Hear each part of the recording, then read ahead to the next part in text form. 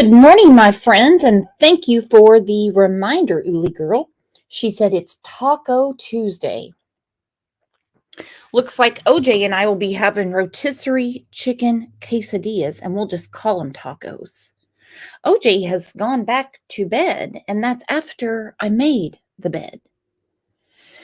I just kind of thought once my children got out of the toddler stage, they would pick up after themselves. Well, that didn't happen because they seem to be messier as teenagers. We can give up on our husbands picking up after themselves. They look at us like they don't see the mess. It's like they just don't even see what's in front of them. Then you get OJ. I'll pick up all his toys, vacuum, dust, whatever needs to be done, all the things. And then I look behind me and he gets them all right back out of his box and places them strategically where he wants them. I'm like, you don't pay rent here. What are you doing? You wake me up. You want to eat when you couldn't possibly be hungry. It's almost like we have two OJs now because he's about double the size from when we first got him. But he's asleep. He can't hear me saying that. He does get a little sensitive about his good looks. Who did I miss in the pre-party? Mermaid said, damn it, OJ, get your ish together. Hey, Trixie, what's going on? Our friend Justin's here. Pat snuck this in on me. Pat just gifted 5 Crime Lines and Lies memberships. Let's give it up for our friend Pat and bring out the umbrellas.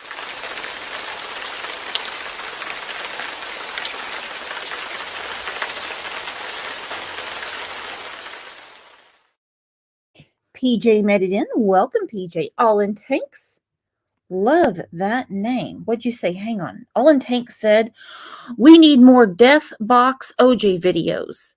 You're probably going to get one today because since he's sleeping so much this morning, I know he's going to be wired like an AM radio that you just found at the garage sale. He's going to be on fire today. So I have a feeling you're going to see an OJ video. And I have a feeling it will be rated R because I'm going to be cussing through it. But that's okay. What up, Shep? Shep says, what up, fam? Fam? Woo, everybody's making it in. What a crazy last few weeks it has been. You can't make heads or tails of any of this. Stories keep changing, adding to. The truth is in there somewhere. Now, I know I've had, a few comments, some emails, and that's fine. That is fine. Love it. Even a broken clock is right twice a day. So not everything can be a lie. My question to Stacy, Brandon, and Adrian, Sarah is in the clink for unrelated charges. Are you going to clear your name or not? It should be very simple. If you have nothing to do with the abduction of Michael Vaughn, well, you have a lot of splaining to do. Wouldn't it be so easy to clear your name?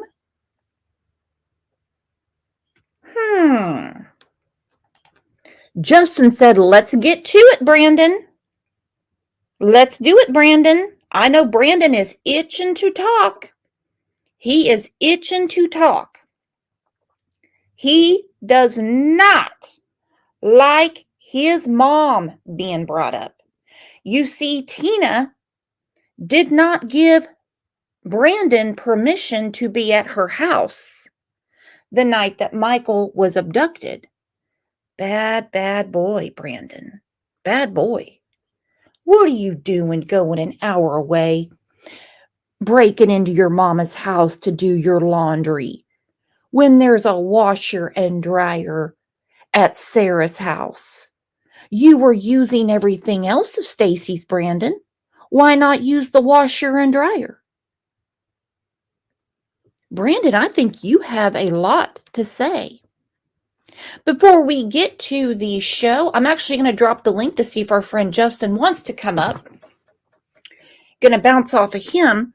But we have a couple of very good friends in here, Pink Butterfly and our friend Katie Bird, that have both recently lost their fur babies. As much as I complain about OJ and he complains about me, I'm not a cat person. He's not a white woman person. It would kill me if something happened to OJ. So let's wrap our internet arms around our friends, Katie and Pink Butterfly, for a minute.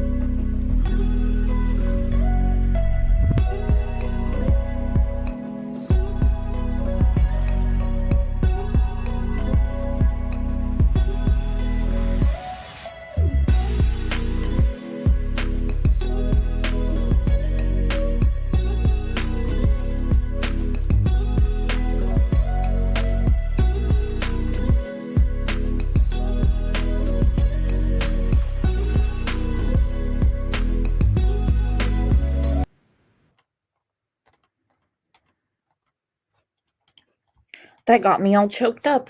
Sorry, I didn't mean to cry this early in the show, especially with OJ looking at me going, now look, I wasn't specific about you. He's like, I just meant most white women. Not you. I'm good with you. You just cleaned my litter box today. Pink Butterfly said if I could take that day back and have my Max back, I'd give my life. I miss him and I hurt so much. Honey, reach out to me, please.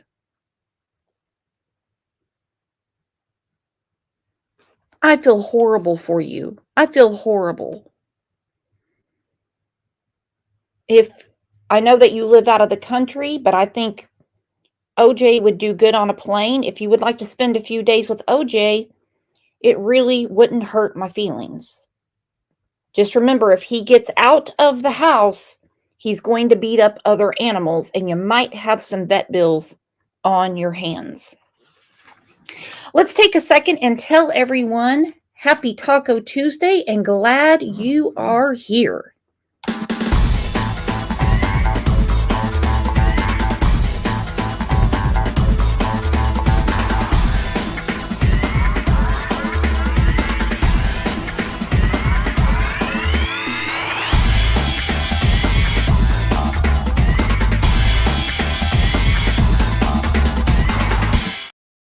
So glad you guys are here. And let me look at this. Yes, Eileen, with great love comes great grief. Cannot stand it when I talk to someone that's like, had to put my dog down and I guess we'll get another dog in a few weeks. Shut up. Cannot believe that. Muscles and Mascara made it in. She lost her puppy a few months ago. That was horrible. You know, some people just, they have a heart, but it doesn't really beat like ours does. Speaking of people whose hearts don't exactly beat like ours do, The four suspects that are not clearing their name in the abduction of Michael Vaughn: Sarah, Stacy, Adrian, and Brandon. We did a show a couple of months ago, several months ago. It's in the playlist. If anyone can if any of the moderators can put the link to the playlist up, I would like for everyone to see that show where we went through how Brandon is the key to this. Brandon is very protected by Sarah. As you remember, when the police did this at her house, actually, it was more like they broke the door down and said, "Hands above your head." She said Stacy did it. Then it was Adrian, but not Brandon. They all seem to be a little worried about Brandon, not Adrian. They'll all point the finger at Adrian. He's the one saying he's being set up. Well, the evidence eventually is going to speak. We're just not privy to it yet. Let's go to your comments from the last show, shall we?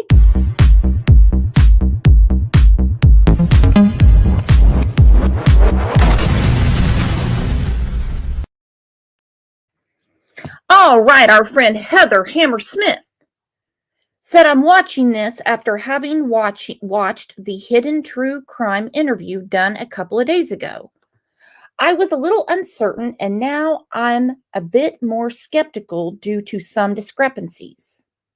I'm writing this at the 2-minute 13 mark, and I forgot which one." She said, "I forgot what the first one was, but I just heard him saying, talking about Stacy, that nothing was taken inside of Brandon's mother's house." She said, "If that's what you were asking, though not asked." Well, it was, I did want to know if anything was taken to Brandon's mother's house while she was in Arizona. And bad boy Brandon is not supposed to be at Mama's house unless she's there to watch him. He steals things. He makes messes. He has friends over to party. He's just someone that will not grow up. So yes, information was volunteered without being asked. Anyhow, Heather goes on to say, when going in with Sarah in the HTC interview, Stacy said Brandon had a duffel bag of dirty laundry, that he always did his laundry at his mother's house. He described the duffel bag in detail, even said he watched Brandon load the bag with laundry, that it was finished and picked up the next day. Now, on what planet does this make sense? We went from nothing. Then he tells Dolly Vision, that Brandon had a duffel bag, but it's not one you can put a human in. And I'm telling you, by the end of this week, it's going to wind up being a damn lunch tote. Brandon brought a peanut butter sandwich with him.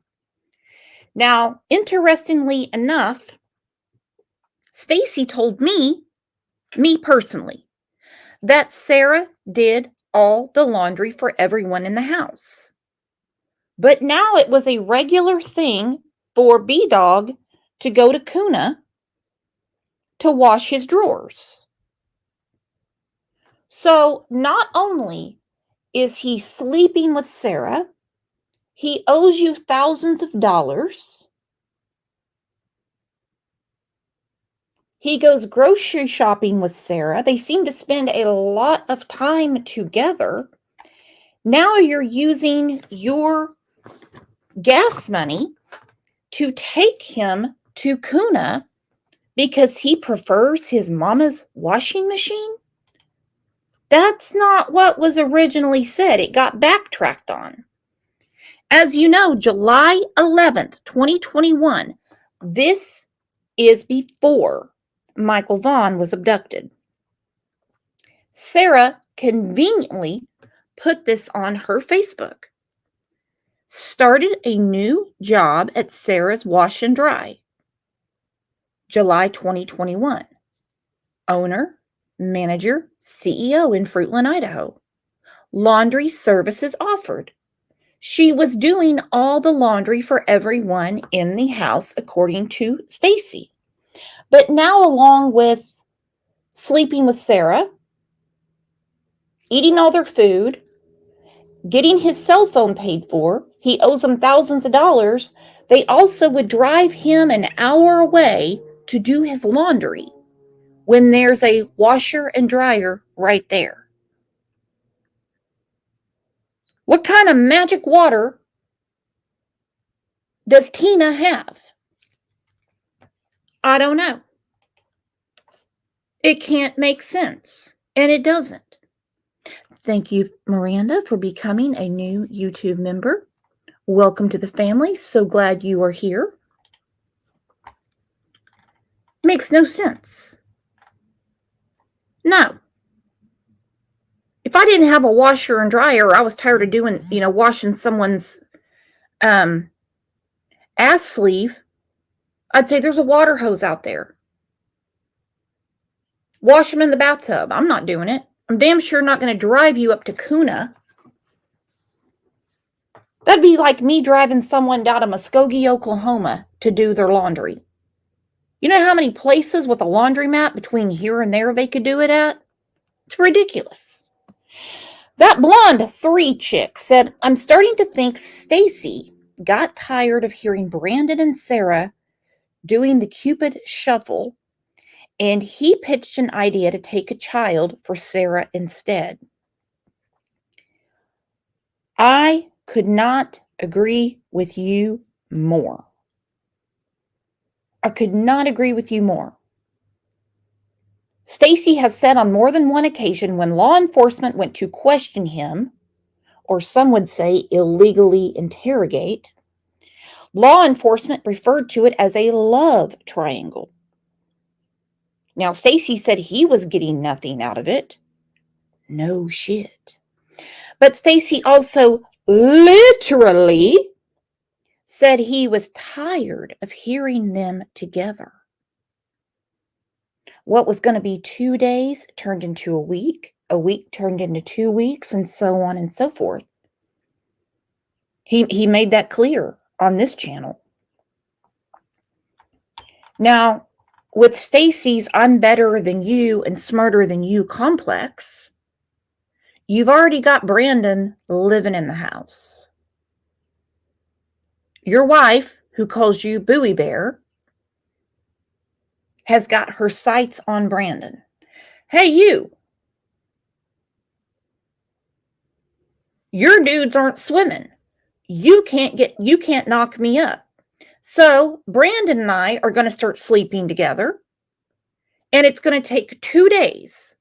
But then 2 days, as Stacy said, goes into a week, goes into 2 weeks, and on and on and on. He said to us, he got tired of listening to them.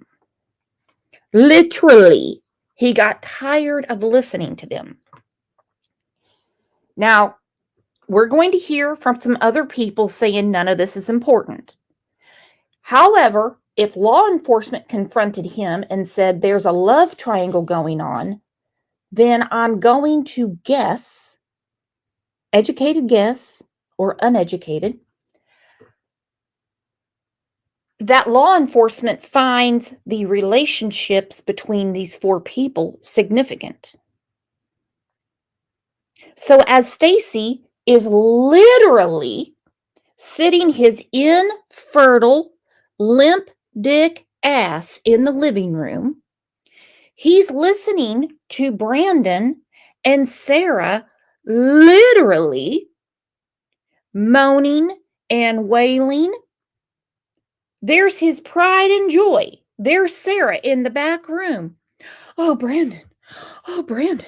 Stacy never does this. Oh, Brandon. Stacy is not as good as you. Oh, Brandon, I wish Stacy could do this. Brandon, you literally took me to Pound Town. So with all of that going on in your house, and he owes you thousands of dollars, according to you. You let him keep racking up the bills. You keep listening to, oh, Brandon, you probably had to sleep in the wet spot.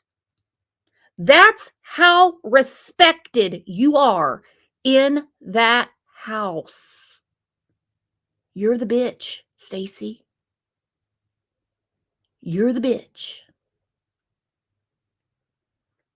So with all of this going on, not only are you driving him an hour away to wash his clothes, you go up there and tow his car back the same night that Michael Vaughn is abducted.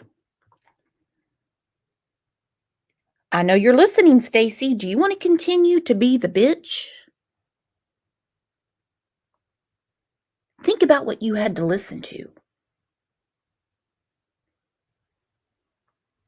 Oh, Brandon, Stacy can't do it like this. Oh, Brandon, turn me on my side, Brandon. Oh, Brandon, that tickles. Yeah, Stacy, we can figure out what's going on. Doesn't take a rocket scientist. Love triangle. Leah said, haha, Brooks listening to Justin lately. He says literally so much now too. I can't get it out of my head. Literally. Well, I literally have never been in my living room and literally listened to my husband banging it out with someone else. No. Literally. But you won't loan your tools out, but you'll loan out your money and your woman. Okay, enough with that. Sherry Paris said they start training canines young to see which canines are better at what. Now, look, it's real irritating how some people would say, or are saying, that the dogs are wrong. I had a comment sent to me from another chat that said, just because the dogs sensed remains in the Wanderer's backyard, that doesn't mean they were Michael's.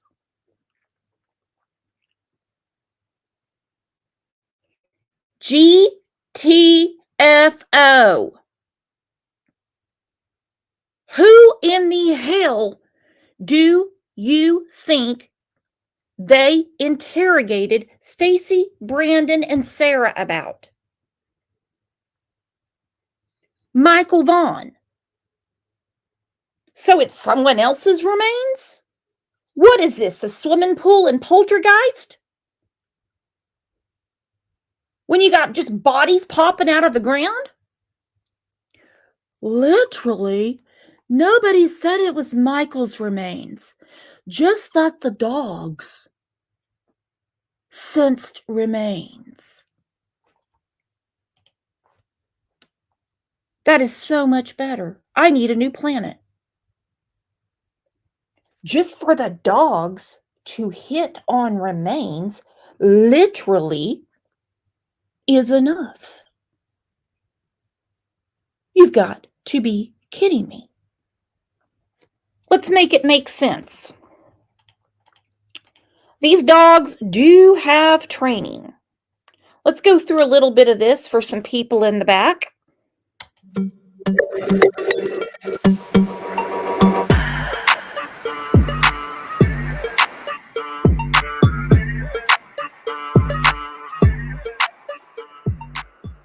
Hello guys, I'm Officer Hout, Tulsa Police Canine Unit. This is my 3-year-old German Shepherd and my partner Knox. So the big question is, how often do we train? So whenever we get these dogs to the Tulsa Police Department, these dogs come completely untrained. So as a team, we're going to go through 14 weeks of training. in the academy before we hit the field. Also, every bi-weekly we're training as well. So we spend 9 hours of training day, total of 18 hours of training. The minimum training hours that we'll get a week are 16 hours, but we greatly exceed that.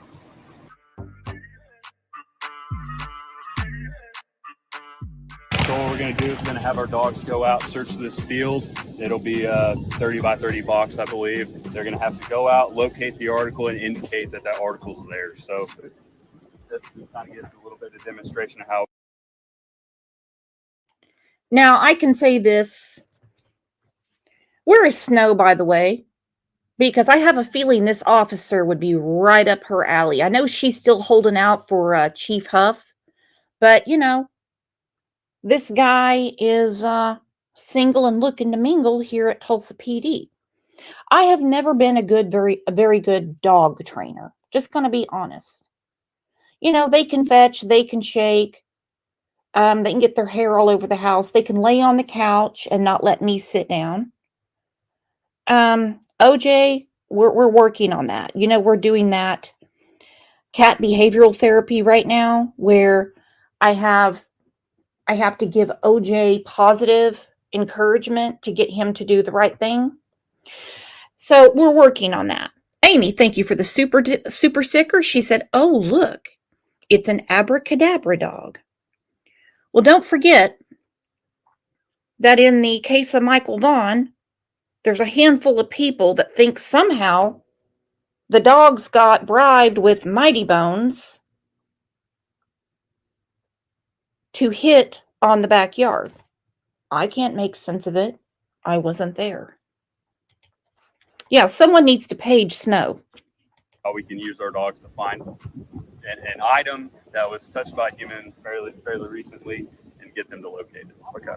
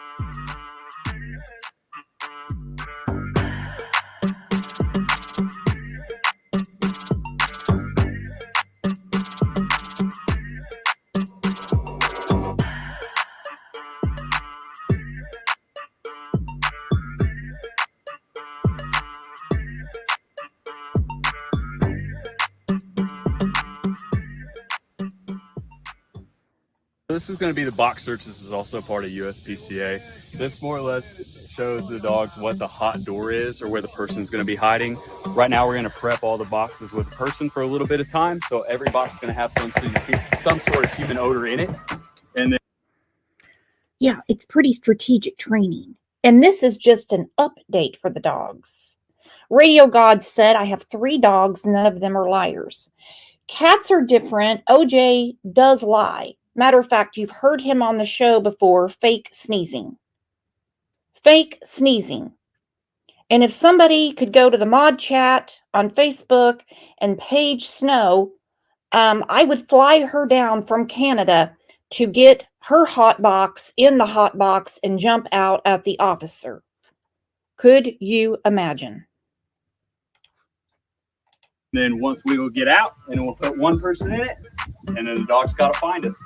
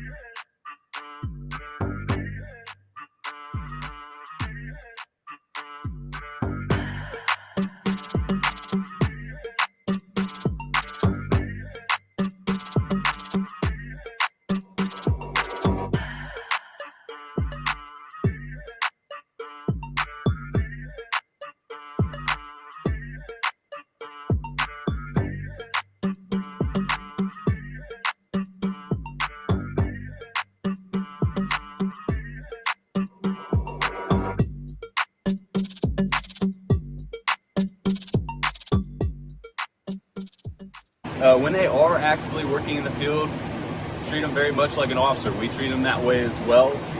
So when he is on the job, he is mainly focused on what his duties are to do.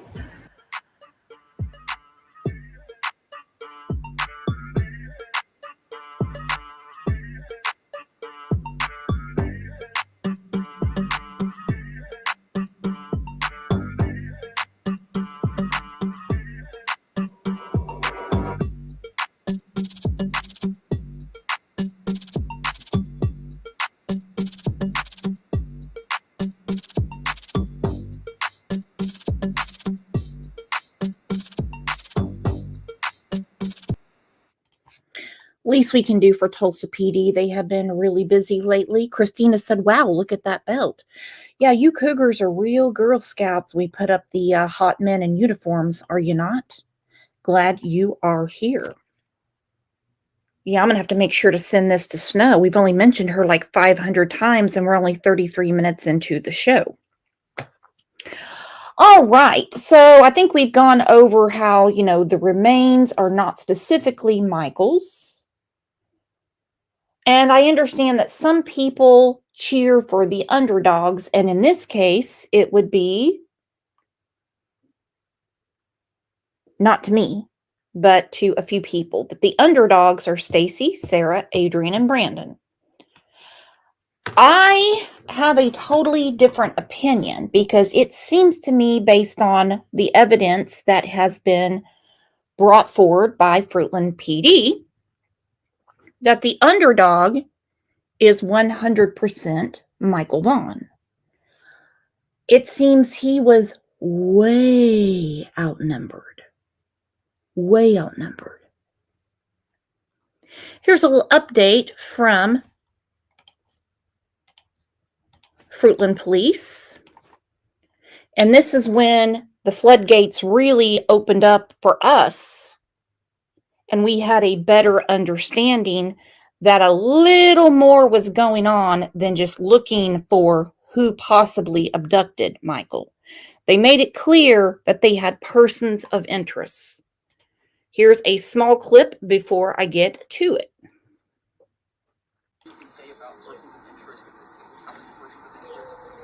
I'm not going to really get into too deep on the persons of interest, but I will tell you there are multiple. Okay. Are there any people that you interviewed or searched that have been non-cooperative? Yeah, there have been.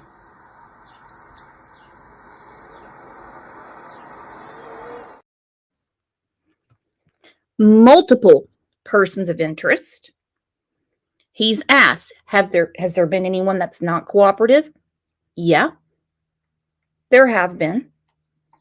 Yeah. There have been. We haven't stopped. Every day we have unfinished business, and I'll tell you that every day is an anniversary of the disappearance from Michael Vaughn for us. Michael Vaughn has been missing for nearly a year now. This morning, Fruitland Police Department provided an update on the investigation into the disappearance of Michael Vaughn, also known as Monkey. Now, next week marks 1 year since the Fruitland boy went missing. He turned 6 last month. And with the help from the Idaho State Police and the FBI, Fruitland Police believe they have been able to more accurately determine the time that Michael disappeared. This process is exhaustive and it takes a lot of time, and we believe someone out there will ultimately provide us with some information that'll help us solve this case.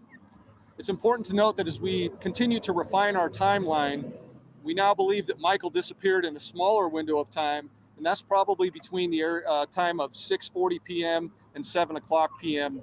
on the 27th. A new partnership with the Homeward Bound program offers additional awareness of Michael's disappearance. The program displays missing persons information on semi-truck trailers traveling across the country, and the reward for Michael's safe return is now more than $52,000. Anyone with information is asked to contact the Fruitland Police Department at 208-642-6006, extension 0. And coming up on Sunday night on our News at 10, News Channel 7's Tristan Lewis talks with Michael's parents about the past year and their hope of bringing Michael home. And we will go through that on another day. Right now, with everything that's come out the last few weeks,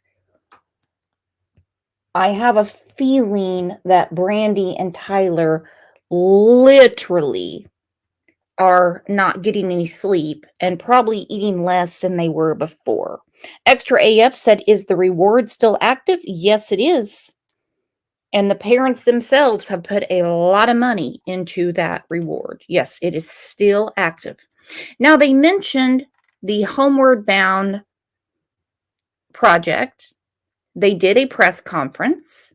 And besides the magnificent work that the Homeward Bound project, I'm all tongue-tied, is doing by putting Michael's picture on the side of these semi-trailers, Chief Huff had something to say for the people that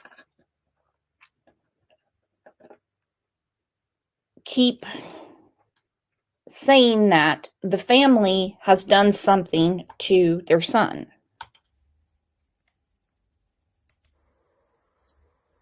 I'd like to note that after a year-long thorough investigation, the family is not a focus of our investigation at this point. They are continuing to fully cooperate with us in all of our efforts from the investigation standpoint. Today, as members of this community, The family is not a focus of the investigation. Not at all. All right, our friend Spirit Seeker Squad put up a great video the other day. I actually showcased another of her videos yesterday. So let's give a lot of love to our friend Spirit Seeker Squad. It's a lot of S's. And she pointed out something very important. Stacy said Sarah was inside of Brandon's mom's house. He said Sarah went in there to pee. But as they were going down the road, she had to stop and pee. He gave two different details of this peeing on the side of the road and made sure to let us know she didn't wipe and how gross that was to him. Her wiping is the least of my issues, but anyhow,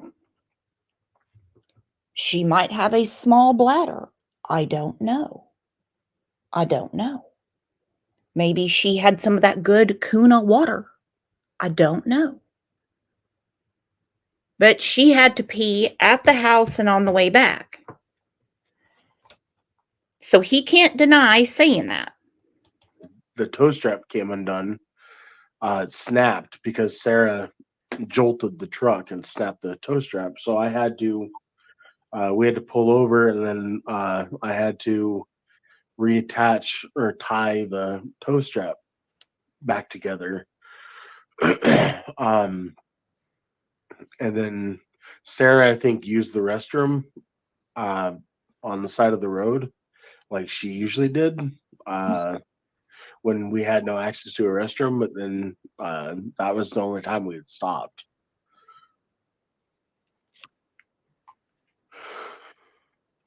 I mean, why didn't she use a bathroom at Brandon's mom's house? She did. Oh, okay. Her bladder is ridiculous. I've never met somebody who has to pee as much as her. Yeah, well, you haven't met me. Maybe not. My friend Kat, who's in here, she'll tell you I'm like a...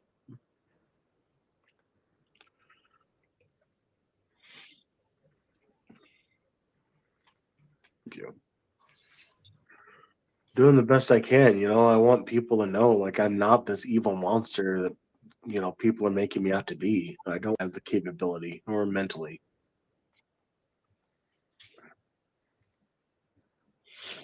So Brandon's... Ouch. Are you okay? Yeah, I'm good. Brandon's, I guess, ex-employer said he's basically like a Brandon's ex-employers. I I don't know that. Um, mentally stable. We're at Brandon's mom's house. You said Sarah used the bathroom. Did she walk in the front door, or how did she get in? Through the garage.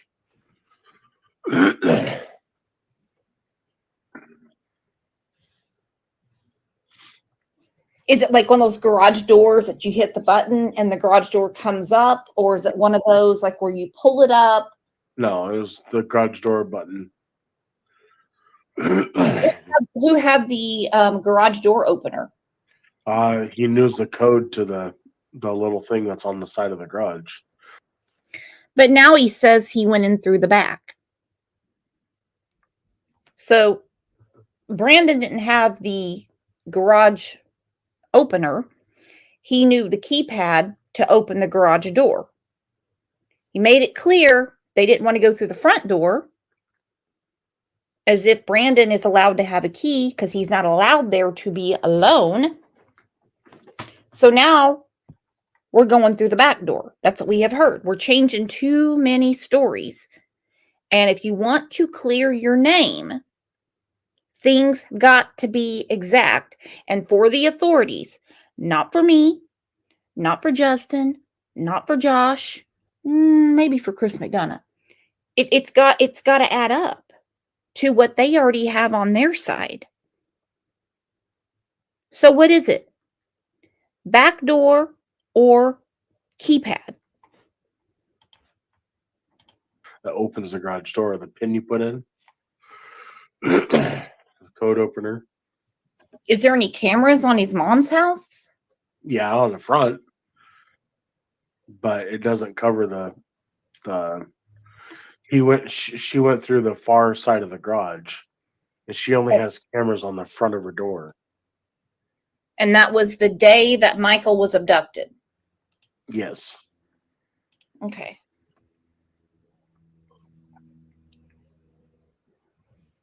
Wow. Oh man.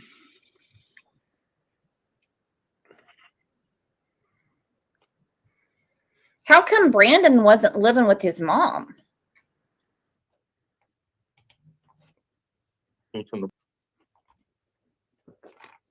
Yeah. Why was he not living with his mom? Why was he at the Red Wing Flop House? Why? Why? What sense does it make?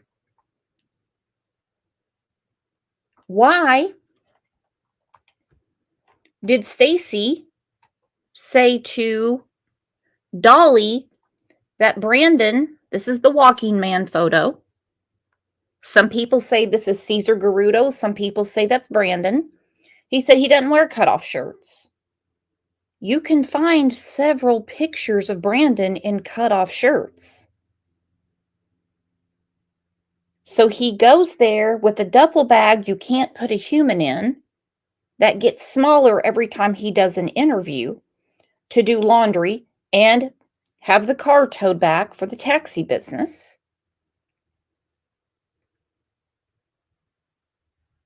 And obviously he still had clothes at his mother's house because according to Stacy, Brandon changed his clothes when he got there. And Brandon is a father himself. I'm not going to show his child's picture. Let's take a poll. Do you think this is Brandon?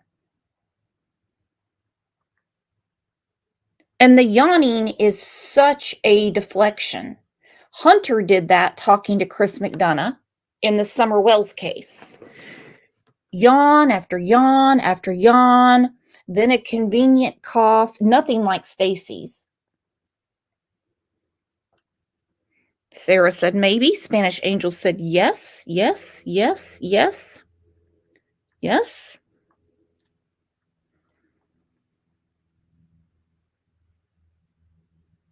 100% looks like him.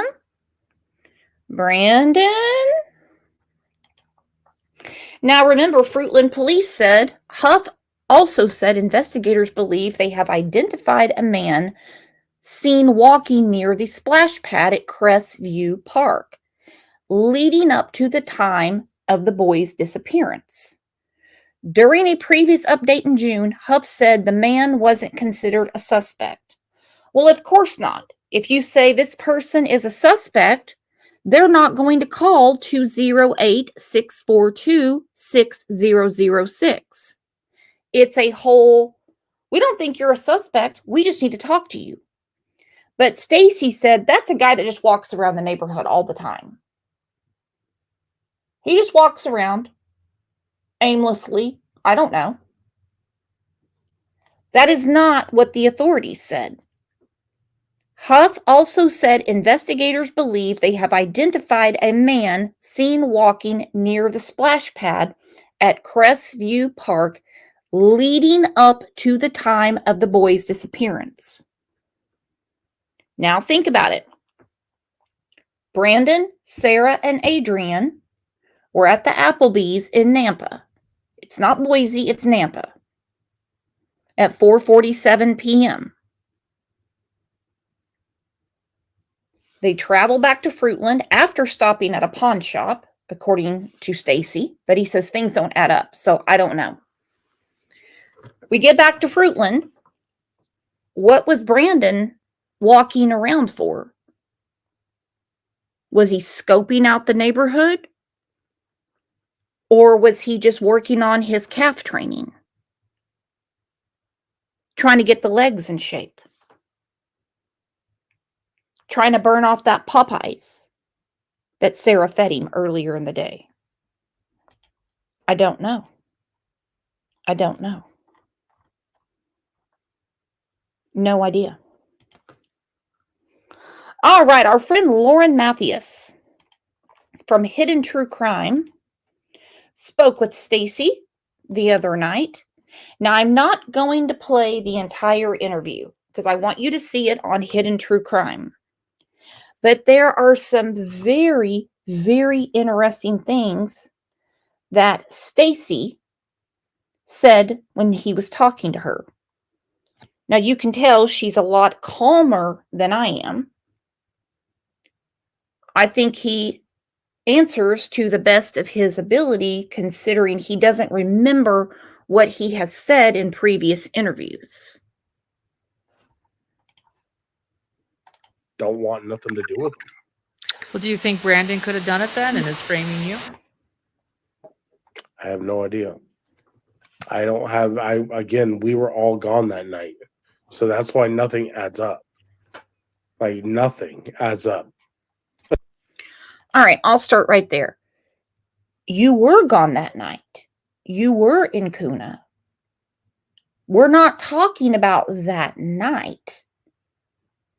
Dicking around at Tina's house. Washing clothes.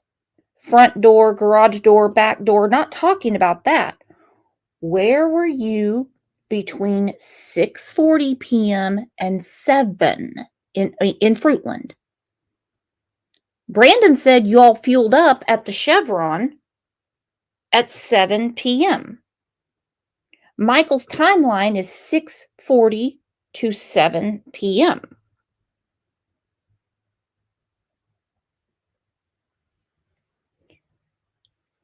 Law and Order Stacy, it doesn't make sense we were gone all night. Not talking about all night. We know you were in the area at the time he was abducted. You put yourself at Southwest in Arizona. You said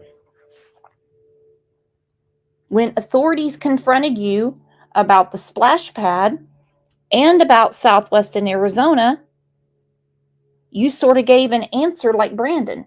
No, never, ever, ever, until they showed you the CCTV. Is this you? Then you remembered. As how that would even become possible. It just seems like if things were going well and there was a love triangle, maybe, I mean, do you think he's turned on you with police? Brandon? Yeah. Brandon? Of course, Brandon. Don't act dumb. He also said his IQ has come up. You know, it was 62 and now it's 80. Has he been watching Sesame Street? How'd the IQ come up that many points? You have nothing to turn on me with. I wasn't even part of this. Well, I didn't trying to frame you is what I. Very important what he says here. I wasn't part of this. Honestly, just having a lot of time. I had 18 months to think about it, and Now hold on. 18 months? Let's go back. Let's put this in context. person, and I'm not gonna say they passed or they didn't pass because I don't know. I just what I'm being told. So, So you guys know aren't that in you did- contact anymore? Like Sarah and like you, Sarah, I don't talk. Brandon, Sarah's in Adrian? prison, Okay. and Brandon, I want nothing to do with him or Adrian. I'm just not. I'm not cool with them at all. Okay. Is it because of this investigation and things No. they've said, or is it? No, just because Brandon, just the way he's treated me, and like, you know, what he was doing behind my back with Sarah after, you know, it was supposed to stop. I'm not okay with any of it. Yeah. It just seems like, I don't know, it's kind of confusing to me a little bit because like you knew that he was having these relationships with your wife, but then you're also like being nice and like going to get his car for him and you're going to fix it for him and you're towing it. Like that's hard on your vehicle and the gas money it takes to get there and just all the other things. So it's like, I'm just trying to figure out when that friendship really deteriorated because obviously at some point you guys were really close friends. You were willing to let him live at your house. You were, you know, he was doing inappropriate things with your wife. So, I mean, at some point it really crumbled. And so I was just trying to figure out like, what was the straw that Broke you the know. camel's back. Yeah. Honestly, just having a lot of time. I had 18 months to think about it, and I just wasn't good with it. You know, I mean, I realized that he really wasn't there to be my friend as much as he was trying to get with my wife. And Okay, so he's saying that his time in jail, he was reflecting on how badly he had been treated by Sarah and Brandon, and he has admitted to Adrian many times. You know, now on one hand, he says he gave permission. Then we hear behind my back. He said to us he couldn't stand listening to those two doing the Humpty dance in the other room. I mean, they didn't even do a courtesy sheet change for Bitch Boy. you know, I just wasn't okay with it anymore, and I didn't want to take part in it. You know, Brandon and I have had good times. We had some bad times, but you know, just for the best of everything, I just don't want nothing to do with them. Well, do you think Brandon could have done it then and is framing you? I have no idea. I don't have. Again, we were all gone that night, so that's why nothing adds up. Like nothing adds up as how that would even become possible.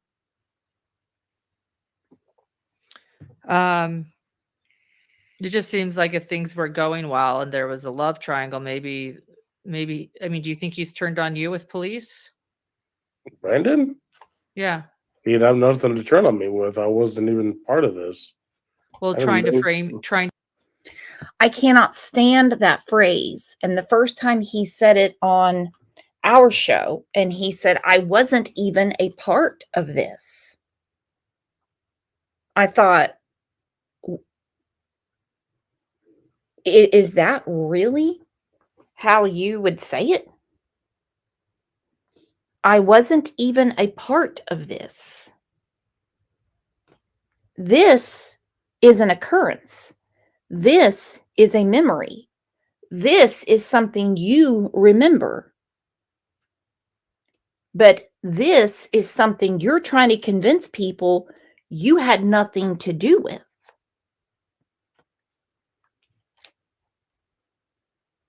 Part of this. In your mind, you are remembering an actual occurrence. A part of this.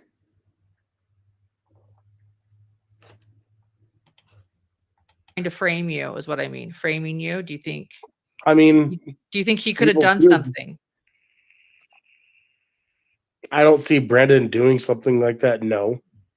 Just like I didn't see Sarah ever doing something like that. I wouldn't see Adrian doing something like that. Oh, I wouldn't see Sarah doing something like that. I wouldn't see Adrian doing something like that. Now, before he said this is something that I wasn't a part of this. I wouldn't see Sarah doing something like that. Now, listen, literally, there had been a lot of tension and a lot of heat around the house about the tete-a-tetes between Sarah and other men.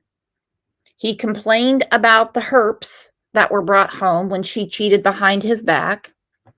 He makes it sound like it was a gentleman's agreement between him and Brandon to sleep with her for 2 days, all natural, all oiled up. Let's make this baby. Let's do it. They're all real quick to say, but now not Brandon, but now Adrian, I could see him doing something like this. Adrian could be questionable, given his, what I've been told by detectives about his history. But Brandon and Sarah, I wouldn't have even had a thought. So I don't really have a response to that, to be honest. Like, I don't know what to think. After A&W, Sterling pointed out that I'll read it. Actually, I starred this. This was important. I did want to clear this up. Mm-hmm. Sterling said, so A&W is at 3:30 and it's an hour and a half drive to get home. Would that get you back to the location at about 5 p.m. ish, or what? Can you clarify that kind of timeline for us? A&W is in Ontario, Sterling. So it takes to go from Ontario to Fruitland is about maybe 10 minutes, 15 minutes, depending on which part of Ontario you're in. Okay. Where was the 45-minute drive then? It wasn't coming back home. Okay. Okay, I want to talk about that just for a second. I don't want to get too far ahead. I do not want to get too far ahead. I will be back to that. Stacy mentioned that Sarah wanted to learn how to tow a vehicle that night from Kuna to Fruitland. He said, and him being a bigger guy, it's very hard for him to drive long distances. But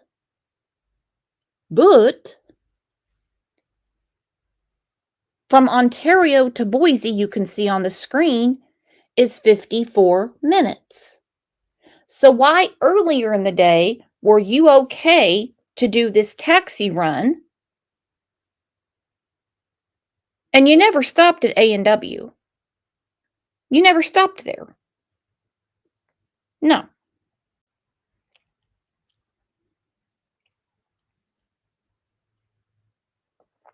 And you're not running a good business when all you have is one taxi run a day? Sorry. Mm-mm. And if she wants to learn how to tow, why would you do it at night? The Mercedes, that hunk of junk, had been broke down at Tina's house for umpteen months. But the evening of Michael Vaughn's abduction, it was time to bring it back to Fruitland. One minute you say you ate at the house. Now it's you stopped at A&W. Now, I'm not saying that it would be out of the realm of possibility for Stacy to have more than one lunch. I'm not saying that at all. And I know what's going to happen by me even suggesting that he might consume more calories than the rest of us. So I'm going to go ahead and get in front of that because it's really ridiculous being picked apart for something so obvious.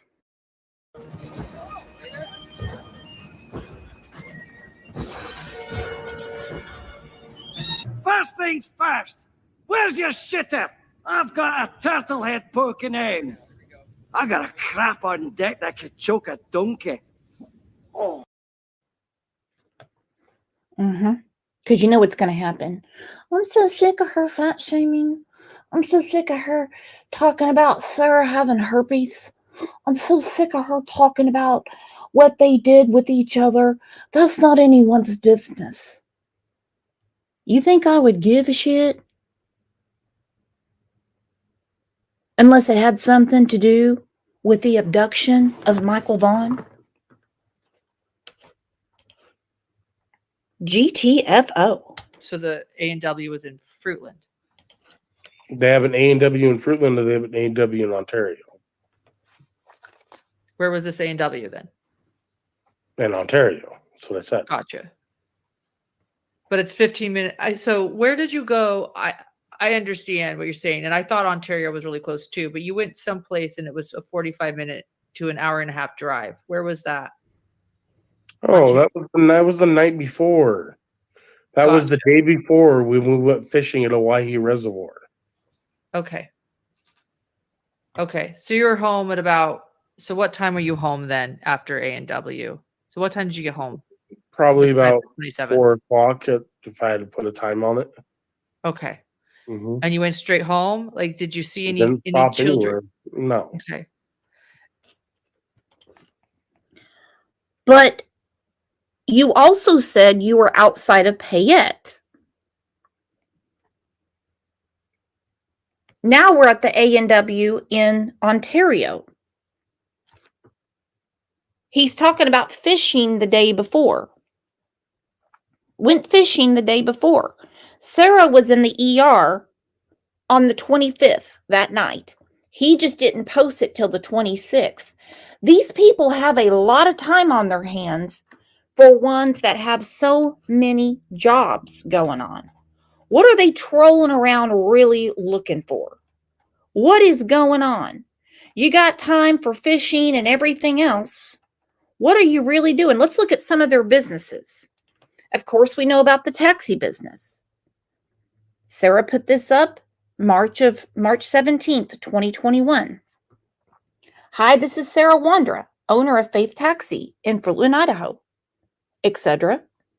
We are going to be rapidly growing, so please, if you have a car and are in the Treasure Valley, even all the way to Boise, I am going to be needing possible part-time drivers for now. Work on your own availability. Use your own car. Keep your own proceeds. 1099. Be your own boss, in a sense. We work a little bit differently around here than your typical taxi. We will even tow your car back to our house and fix it up for you, and I will sleep with you, and we will pay your phone bill. You name it, We're good Christian people. They also had a travel group. Archer Travel Group. This is posted by Stacy. Hey guys and gals, looking to travel but don't have the time to schedule or do the research? Please allow me to become your travel agent and take care of all your traveling plans, and let me find you the best price for your budget. It says Evolution Travel, a leading travel agency in business over 30 years. Check it out or click my link to see my specials. Yikes. Then July 11th of 2021, laundry services offered. Started a new job at Sarah's Wash and Dry. Owner, manager, CEO. She left out president, vice president, and secretary treasurer, but that's okay.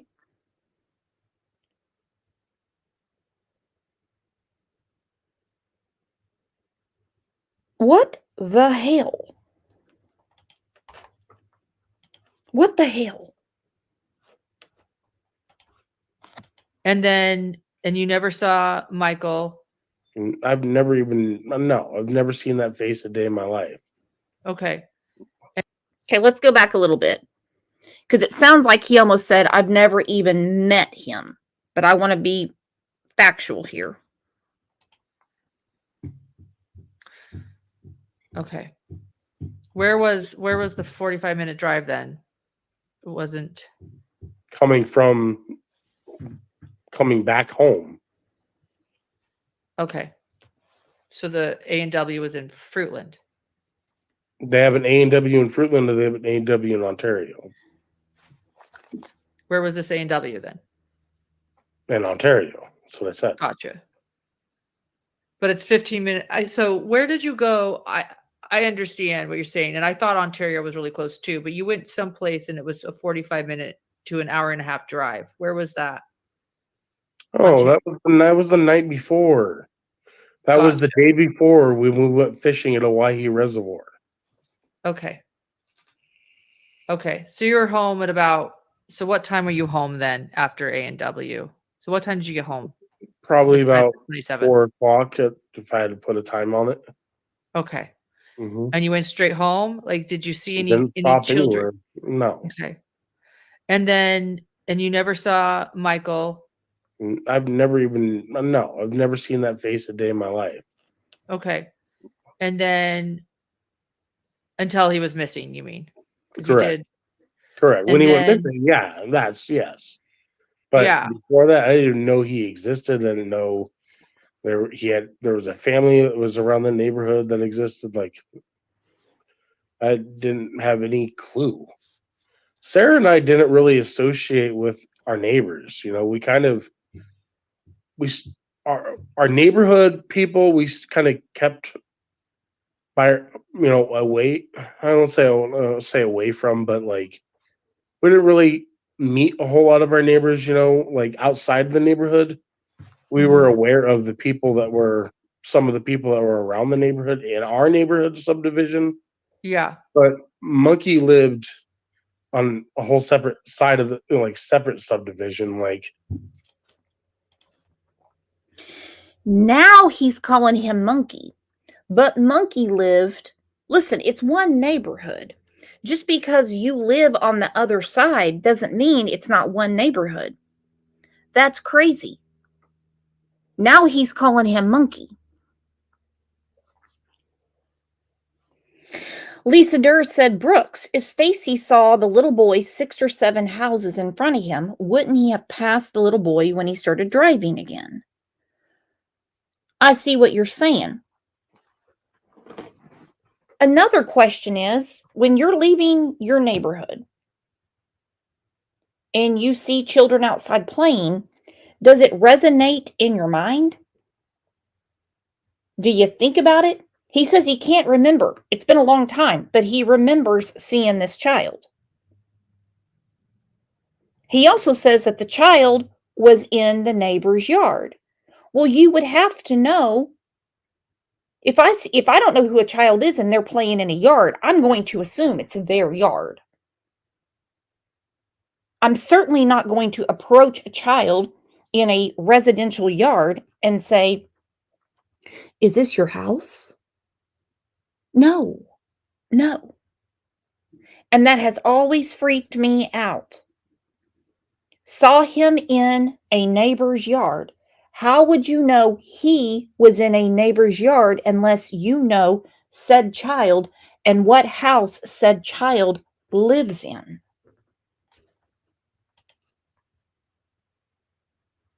Doesn't make any sense. You know, you have to drive across the other side of 8th Street. Yeah. So I think, correct me if I'm wrong. I thought yesterday when you were talking to my husband, you might have said you got home around 5 or 6. But what were you doing from 4 to 8? Sam Evans is asking. 4 p.m. to 8 p.m. was when I got back. We had dinner. And then Brandon and Sarah and me all wanted to go, I didn't want to go, but I did it because he had been bugging us to go get his vehicle. So we left to about, I want to say,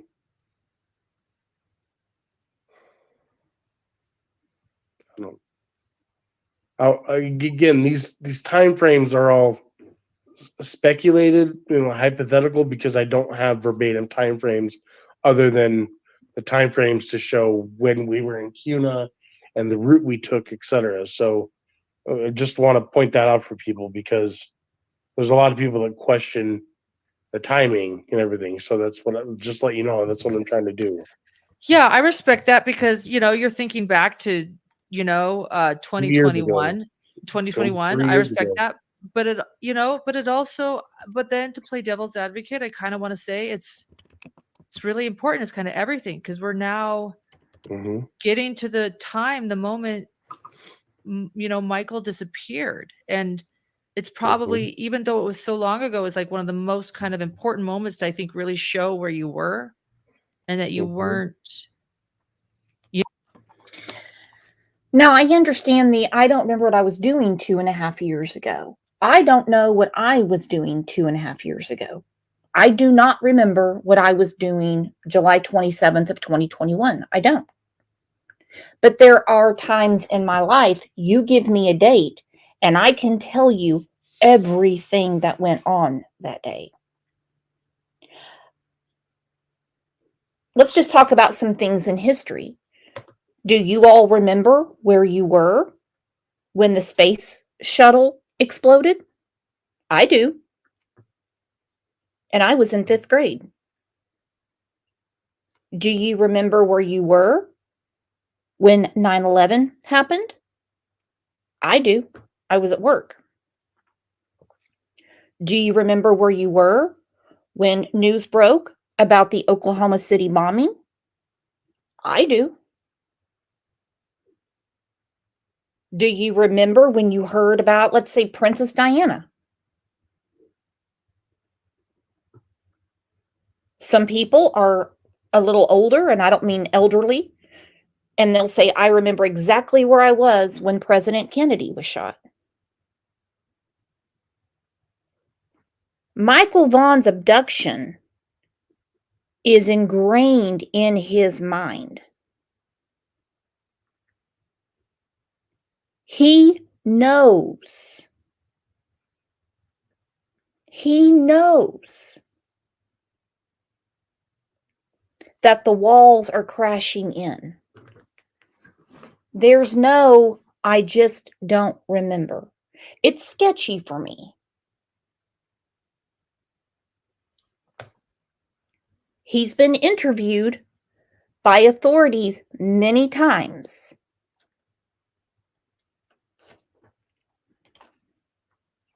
In any place you could have taken Michael, and I get if you don't know, you don't know, but it would definitely be a sure bet to get police off your back, right? Like if you had a sure alibi. Well, the police already have all this. That's Okay. why I haven't been charged. You know, it's Yeah. Yeah. Right. You haven't been charged. Stacy has not been charged with anything. He's not been cleared, but he's not been charged. So I think, I'm just trying to help you out, Stacy. Okay, I'm going to play devil's advocate. He says that's why I have not been charged. Well, if the police have all this, then why have you not been cleared? Why are you still considered a suspect? Why is it not just Adrian? And you're cooperating fully with authorities, like some of your neighbors. And you know who I'm talking about, Stacy. You know who I'm talking about. Someone that you tried to say had something to do with Michael's abduction. You said it, and so did Brandon, and so did Sarah. The police have all of this. That's why I haven't been charged. Then why haven't you been cleared? Why? And by the way, your lies and spinning of tales, they just need the truth. They've got to put the puzzle together.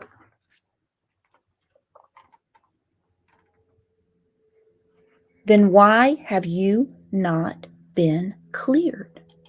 Let's take a second and thank our wonderful friend Kimberly Mann for gifting 5 Crime Lines and Lies memberships.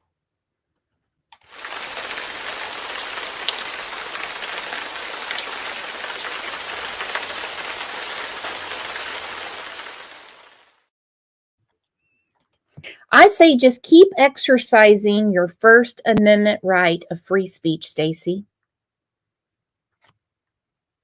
It's your life. You can even lie about it. You just can't lie to authorities. That'll get you in trouble. But you can lie to anyone else. You can change your story all you want. You see, all of your stories, you and Brandon, because you've had the most to say, are like flour. And they have a sifter. Because they already know what they know. They're just not going to tell you. And the more you talk, it's all going to get filled in. And in time, you, if you're telling the truth, will be cleared. You don't want to continue to be that bitch that Sarah made you out to be. You don't want to continue to be that bitch that had to sit in the living room while Brandon was filling up the Grand Canyon in your bedroom. Honestly, like, people are looking at you. We're not the first interview you did. People brought that up. You've done podcast interviews. You've been doing them, and I'm here trying to help you. I know. Like, because gosh, if you want to say, look, I'm innocent and it's about time the police clear me, getting this kind of alibi solidified is like, it's kind of like the priority, right? Like, you've got an alibi. That's okay. There you go. There you go. Like, we're done. Like, you're innocent. So this is me kind of trying to like help you be like, gosh, let's get this figured out. Like, so what you're saying is did you pack a duffel bag too to go to CUNA? No, Was that Brandon had a bunch of dirty clothes because he brought his clothes initially from CUNA. Had some dirty clothes. I watched him because he stayed on the couch. Brandon always slept on the couch. So watched him grab his. Not always, Stacy. He didn't always sleep on the couch. Nuh-uh. Sometimes you had to sleep on the couch when it was special time for him and Sarah. There's Brandon with your dog Oakley, who you said is the best dog in the world. You loved that dog, Oakley. But he didn't always sleep on the couch. Nuh-uh. Nuh-uh, buddy. You had to couch it. Because you said you got tired of listening to them effing in your room. Duffel bag before we left. It was open, nothing in it, completely empty, and watched him put all of his dirty clothes inside the duffel bag and zip it up. Okay. And So that night, the night that Monkey went missing, there was a duffel bag. Mhm. How big was it? How big was the duffel bag? It was small. I mean, it was not a giant duffel bag. This duffel bag that had like a shoulder strap on it and like the two little handles that Velcro, you could put the Velcro around it to hold the handles together. Now, when he told me, and not on the show, about the duffel bag, it had nothing in it. Brandon had an empty duffel bag with him. Then suddenly it had clothes in it and they were hanging out. I said, what kind of duffel bag? Like a Nike or like an Under Armour? I'm just thinking about the duffel bags that my kids had, to put their sports equipment in and stuff. And he said, now you want specifics, and I don't want to talk about the duffel bag anymore. That's what he said. Well, this isn't a family heirloom that was burnt up in a fire. What's the big deal about the duffel bag?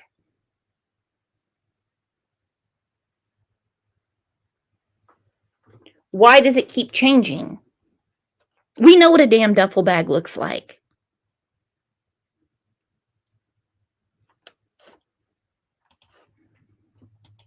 It's a small duffel bag. I mean, it was not big enough to put a body in.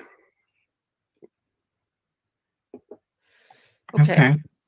Yeah. Wow. And do you know what? That didn't even cross my mind, but okay. So he said it was not even big enough to put a body in. He told Dolly, not big enough to put a human in.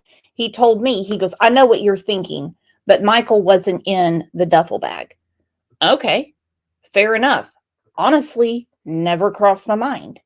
You brought up the duffel bag, so I'm wondering, what is the significance? So you couldn't put a body in it. Who would say that? I have a duffel bag. I pack it up with my stuff when I go out with my husband on the road.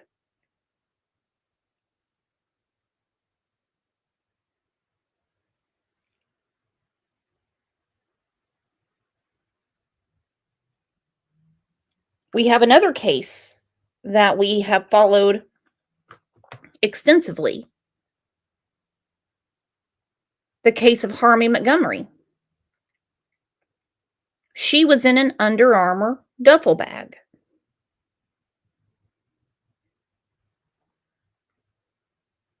I told Stacy about that case because he told me not to be retarded because without a body, they can't do anything. And I said, well, that's weird. We just did a show today about Harmony Montgomery, and her father's trial is in February. Well, that changed things real quick. The next night, he goes on with Dolly, and he makes it clear that the duffel bag, it's not that type of duffel bag. You see, if you go to Hibbett Sports, Ross, TJ Maxx, whatever, they're going to specifically tell you there's a tag that says you can't put a human in it. a small duffel bag. What was it? And it was full of laundry, you said, or what was it? Nothing but clothes. Brandon's clothes. Okay. And that was at 5 p.m.? Correct. And you guys all went together. Yes. We left. Well, no, we were at the house. We didn't leave the house, I think, until probably about 6:30 at night. That's what I told Okay. John yesterday. And why did you guys take the clothes to Brandon's mom's? Brandon wanted to go wash his clothes at his mom's house because he needed to get new clothes anyways, and different clothes. So he just brought his dirty clothes to his mom's house, and then got a bunch of new clothes and brought them back to the house. Okay, so that's why you didn't wash him at, like, why didn't he Mhm. wash him at your house? Because he wanted. He was already going. He did all of his laundry. I don't know. He just it made no sense to us, but he always did his laundry at his mom's house. Always. It didn't matter if it wasn't just that night, but he would always do his laundry at his mom's house. It was just something that he preferred to do. Okay. I don't know if it was a comfortability thing or if it was, you know, preferred. I don't know. It didn't add up. It didn't make sense, but we weren't going to question it. People have their own things. Yeah. So if it was small, like a Mhm. small duffel bag, so it wasn't one of the ones that like had the shoulder strap or anything. It was just like No, the it had a shoulder strap, but it was how do I word it? Take a small duffel bag, okay? But on Okay. the duffel bag, it had zippers on the lengthwise the ends of the duffel bag, and it had a shoulder strap, and it had two little handles that you could put the Velcro connector to hold the handles, so you can make one handle basically, and Okay. that's what it was. But it was small. It was not.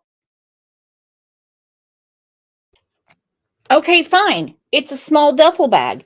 Then why are you fixated on it? Why are you fixated on it? If the duffel bag is not a big deal, then why are you saying you can't put a human in it? You can't put a body in it? No, it's not that big. It's a smaller one. It's got Velcro. It's got zippers at the end. Got it. We know what but why would you even continue talking about it? Because he's trying to convince Lauren that the duffel bag has nothing to do with the events that went on July 27th, 2021. You probably could put. I don't know. You could probably put. I don't know. A small amount of clothes in it. I mean, you could not, and that's packing it. So did But he do that often? He would like bring over just a couple outfits and then he would yeah, pack them up, and it's like Not according to what you said before. You said both you and Sarah thought it was weird that he wanted to do his laundry over there when Sarah was the one that did the laundry for everyone in the house.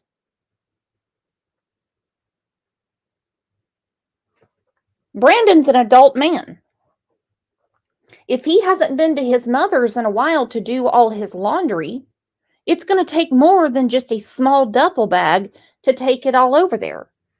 Not going to lie, I have a week's worth of laundry right now in a hamper. I'm not going to get that into a small duffel bag if I needed to. No way.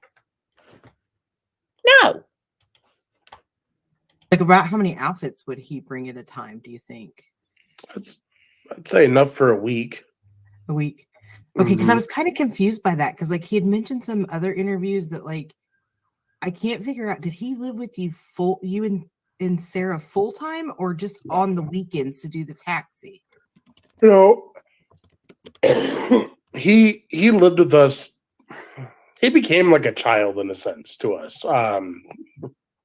We ended up paying for his phone bill and pretty much paying for his court fines and all this other bullshit. In a sense, he was supposed to pay us back. Okay, if that's not sick AF, he became like a child to us. We were paying his court fines, paid his phone bill. Sarah was doing his laundry. She cooked all the meals. Brandon said he did all the grocery shopping with Sarah, which is actually something my husband and I do together. He became like a child to us. Do I need to state the obvious? How can you say he was like a child to us but they were knocking the boots, and Stacy was getting tired of listening to it. Those are his words, not mine. He got so tired of listening.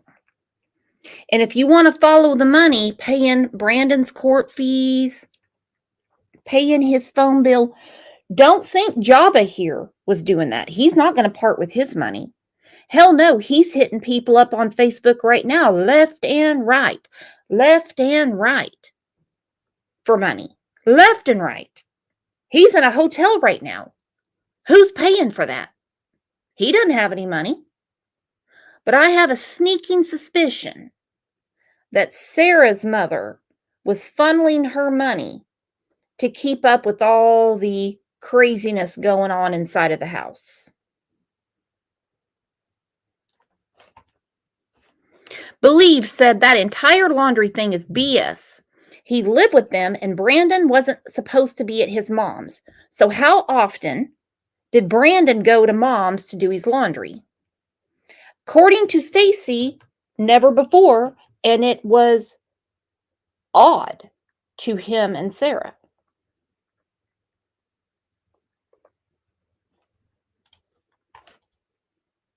Everything's odd about July 27th. And yes, it is true, the dogs did hit on something at Tina's house. Brandon, somehow your mother is involved in the case of Michael Vaughn without her even knowing because she was in Arizona.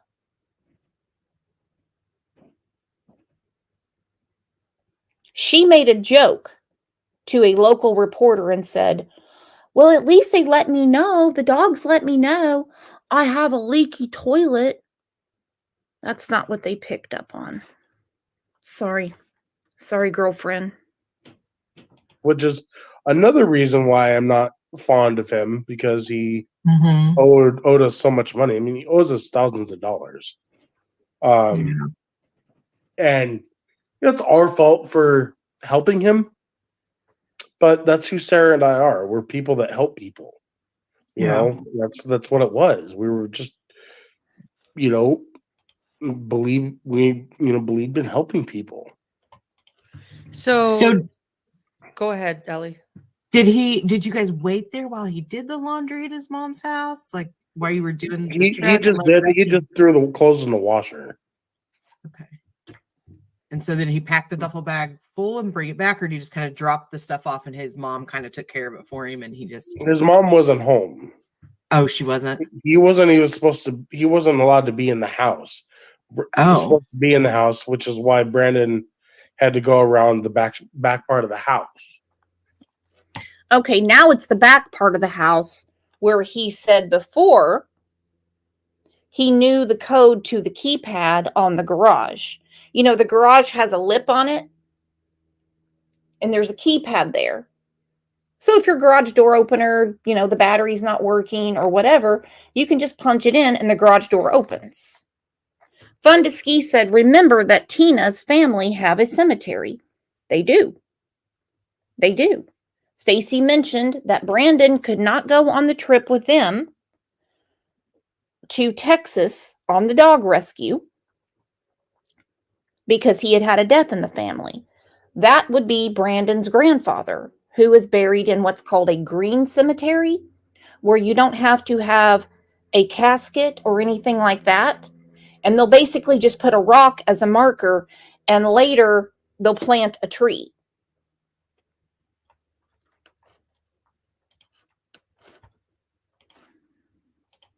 To get into the house, because his mom had motion sensor doorbell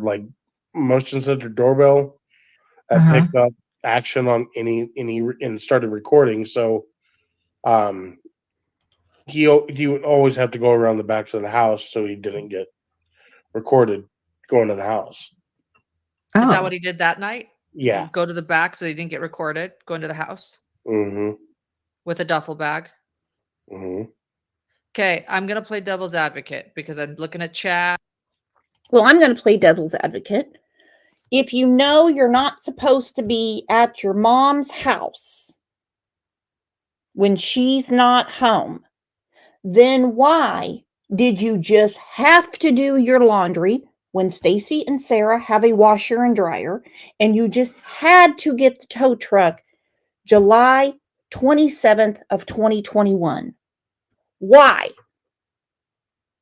Why not wait for Tina to get back from Arizona? Hey, Mom, it's Brandon. I'm a little sweaty.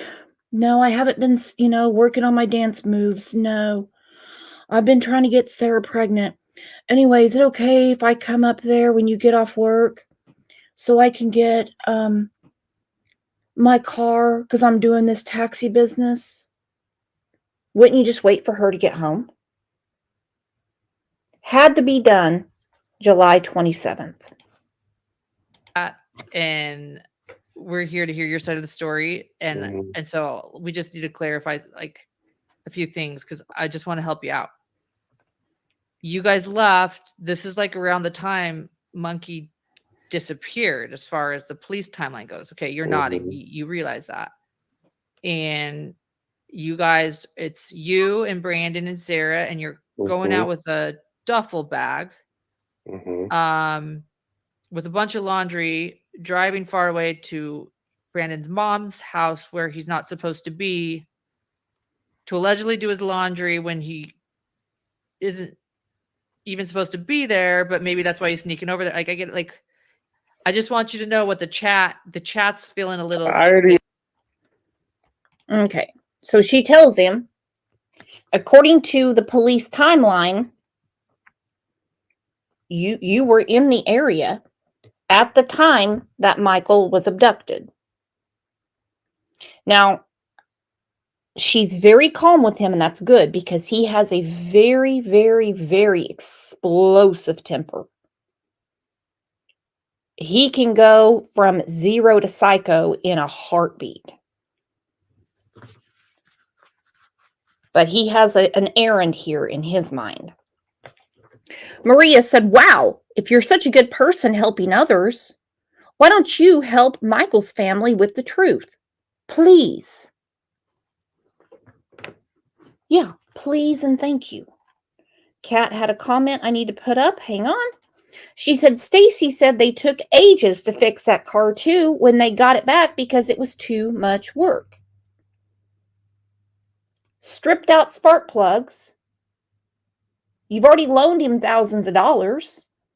Why not have it towed to a mechanic and then it's road ready and he can start the taxi business? You wanted to have an excuse for coming back into the neighborhood at the time that you knew that the neighborhood would be on high alert looking for Michael.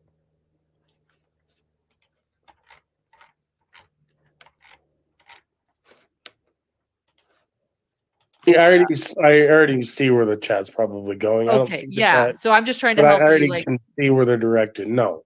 right. And to clarify with everybody, I was a absolute 100% witness when Brandon put the clothes in his duffel bag. It was completely empty. There's not a single item in it. I was in the house the whole time. We all left through the garage together. There was nothing inside that duffel bag beside clothes, just so people are aware. Yeah. We Okay. walked through the garage. Stinky ass, you don't even pick up your chip bags from around you. You'll drink a half gallon of milk, a gallon of milk, and not even throw the milk jug away. And I'm one of those weird ones. When the milk's gone, I put hot water in it and I shake it up because it will start to stink. But you supervised Brandon packing up the duffel bag. What's next? You're going to swear on a Bible?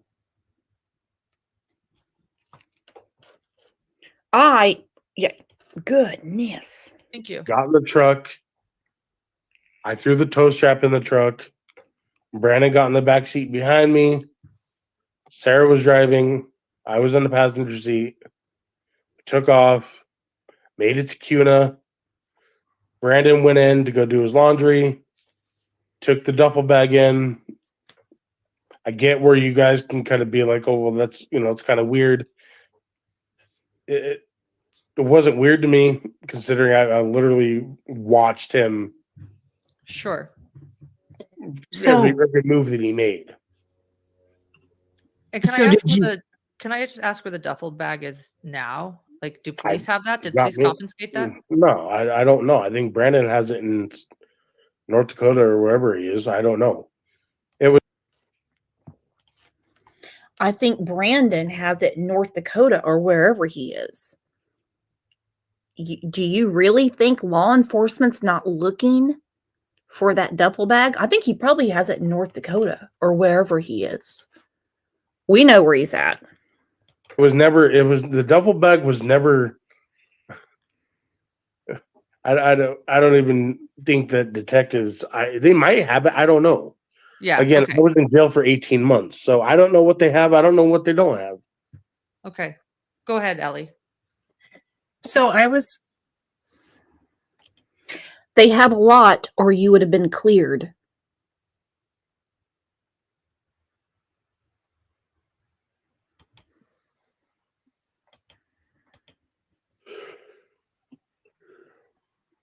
Did we lose Ellie? We can't hear you, Ellie. Oh, you're on mute now. Unmute yourself, Ellie. There you go. Talk now. Thank you. I'm having some trouble with the button. So I'm just curious. So did you and Sarah go into his mom's house with him when he like snuck in there? No, Sarah stayed in the truck. I had to push Brandon's car out of the driveway to back it out and to push it out into the street behind the truck so I can hook up the tow strap to it. Okay. So he just went in with the duffel bag, kind of dropped it off, threw Put the clothes laundry in the washer. and Correct. Put the then laundry in the washer. Got some new clothes. Came out with the duffel bag. okay. And Well,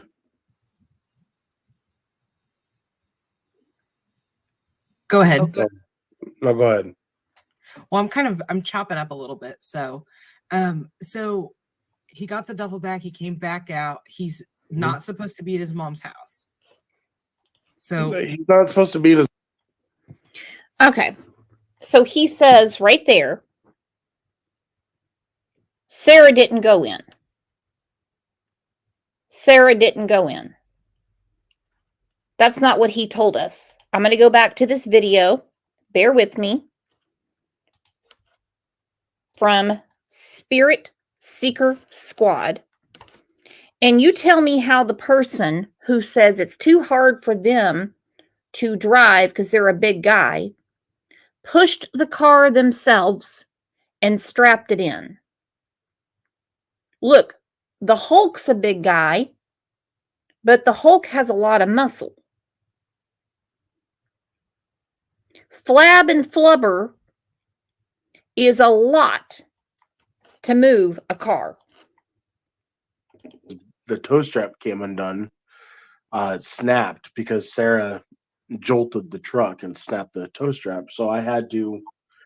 We had to pull over, and then I had to reattach or tie the tow strap back together. And then Sarah, I think, used the restroom on the side of the road like she usually did when we had no access to a restroom. But then that was the only time we had stopped.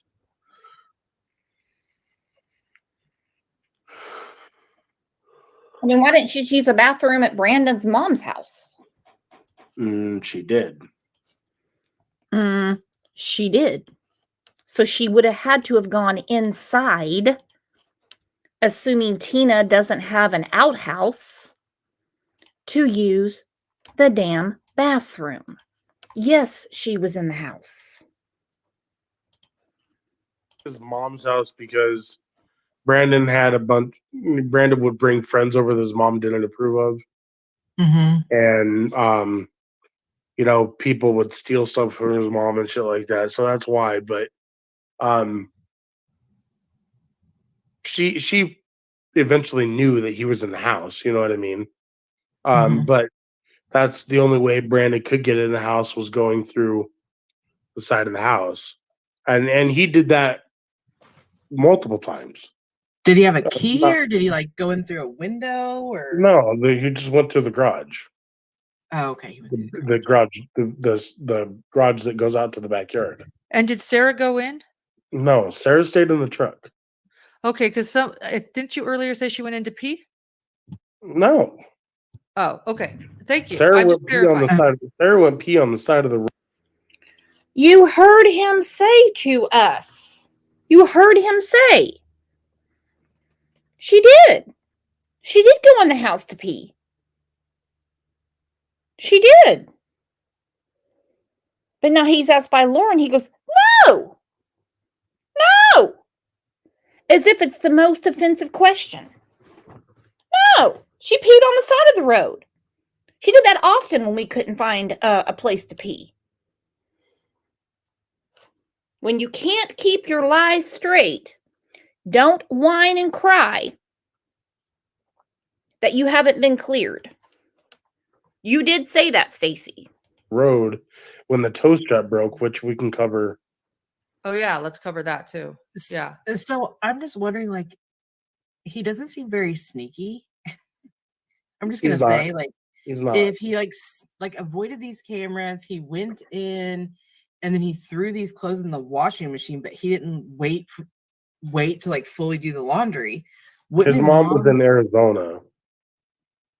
Oh, so when did he go back to finish up the laundry? Sarah and Brandon went back the next day. Oh my God. So went back the next day to go finish his laundry, and they came back within a couple hours. Listen, he's getting frustrated. Oh my God. That's what he does when he's not keeping it straight. Oh my God. Take better notes. Oh my God. Doesn't everyone pee on the side of the road and tow trucks? Or sorry, tow cars for their taxi business? Later in the evening when they don't even know how to tow a car? Oh my God.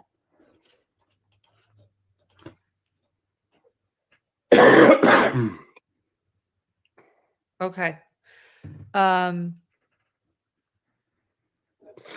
We can go back. Ellie, did you have any questions about the house, being in the house or anything? Because I was gonna maybe go to the brake fluid. Power steering. Yeah, I keep saying brake fluid. Let's get it right. Facts are important here. Thank you, Stacy, for keeping me on track, because your facts are really important. And power steering.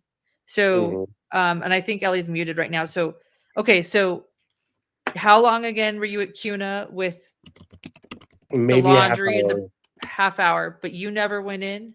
No. And Sarah never went in to pee. She No. peed on the side of the road. So when did the peeing on the side of the road happen? After she left us. No. She must be having a hard time. She's probably going to try to come back. Yeah. I know, right? We like Ellie. Ellie's great. Yeah.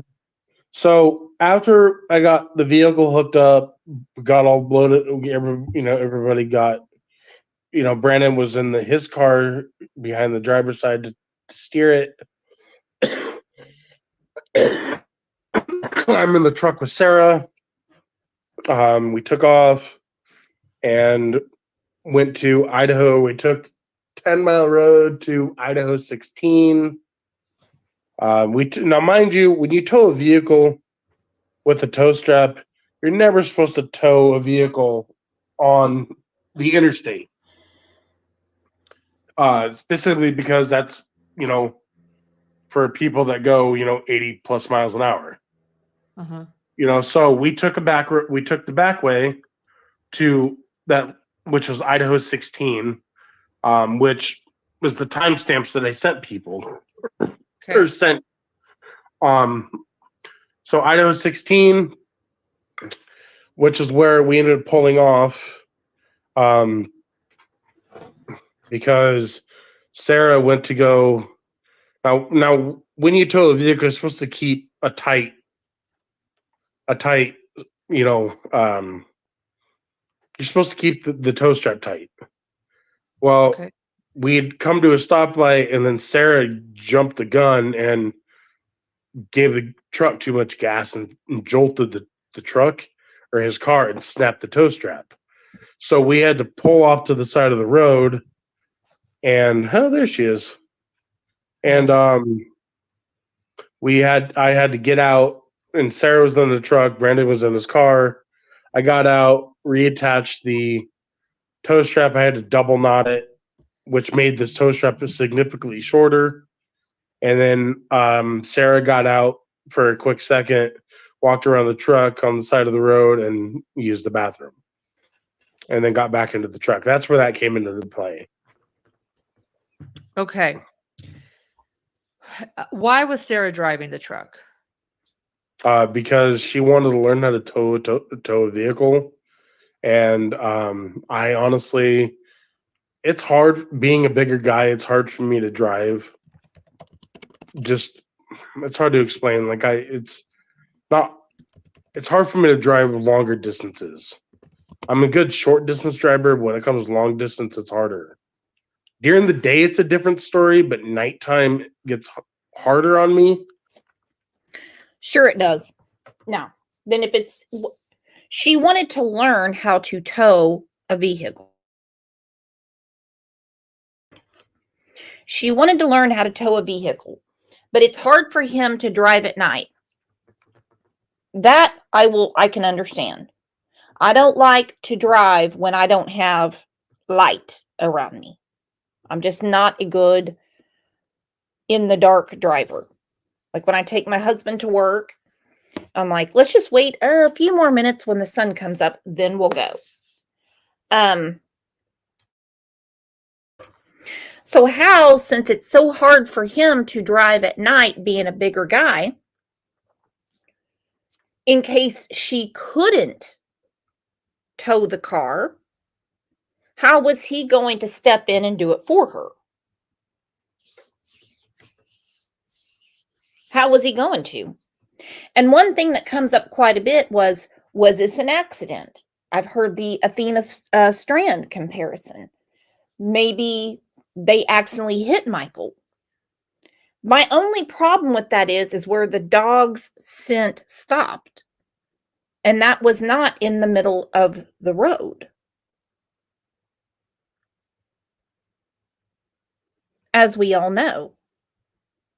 And law enforcement has said for a very long time, this is an abduction.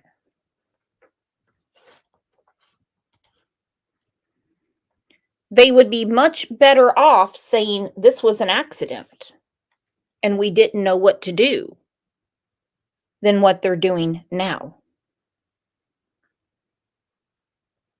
Either way, the family of Michael Vaughn, and of course Michael Vaughn himself, they need answers. They need comfort, they need care, and they need justice. Because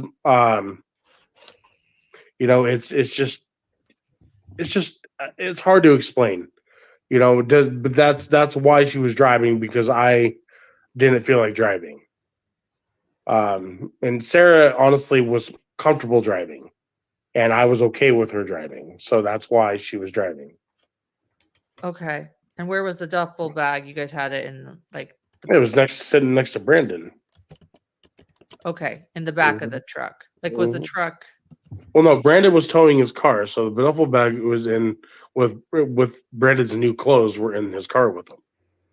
Gotcha. Mm-hmm. Okay. So, okay. Got it. Mm-hmm. And you get back, and then what do you do? So get back into the neighborhood. We first pull in off of US 95 On to 8th Street, we noticed there's a bunch of people. And I told Sarah to stop. And we stopped and asked what was going on. And they said a little boy has disappeared. So we were like, that's really crazy. Like, because we'd never heard of that before in our.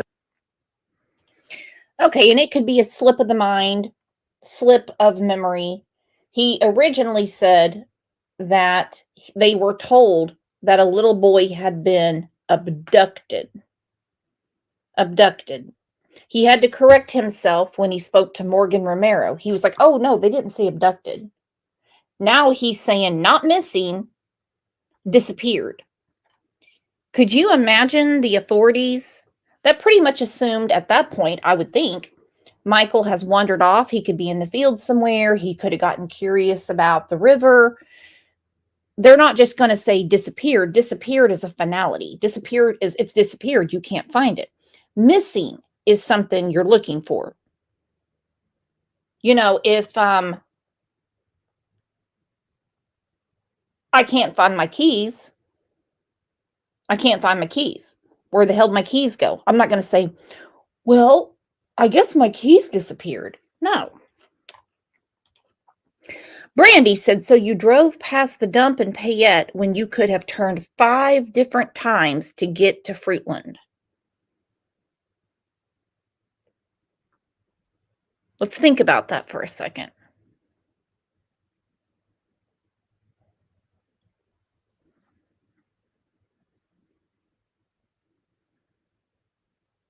Why all of the odd ways to get back to Fruitland?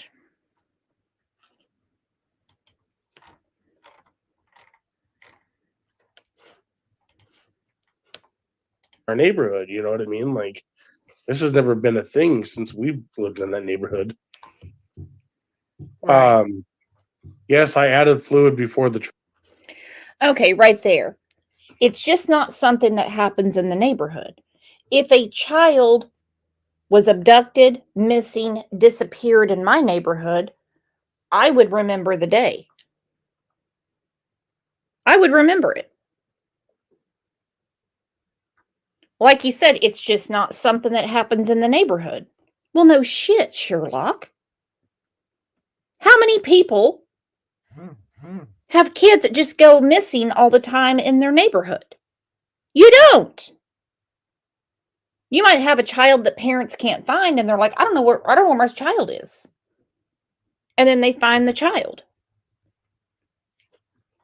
What a weird thing. Chrissy said, children never went missing until you came around. Huh? Amy in Boston said, you don't?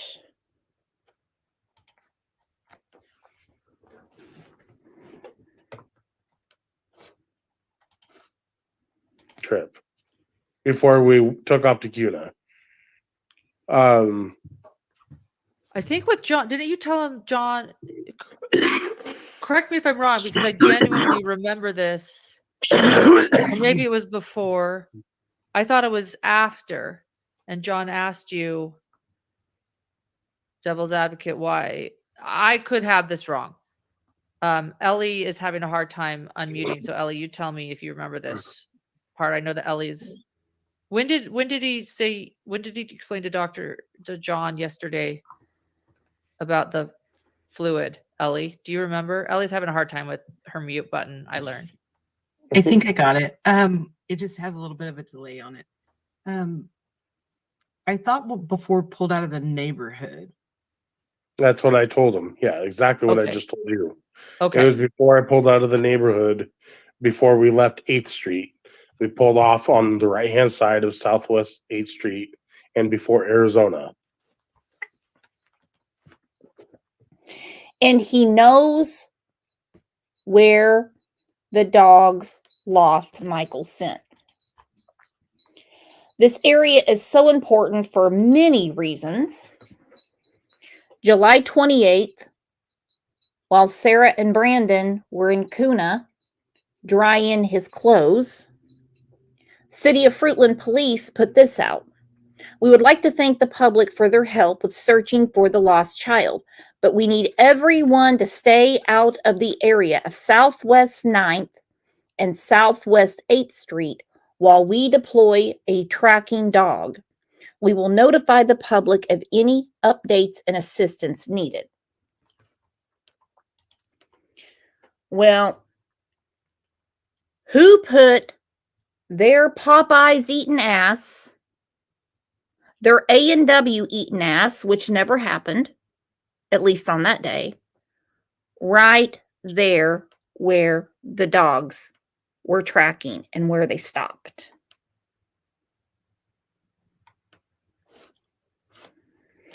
Lisa Durr, I love you. So he drives all that way. Okay, the power steering fluid is leaking. Remember, master mechanic doesn't know how to fix this leak. He leaves the driveway. We stop at Southwest 8th in Arizona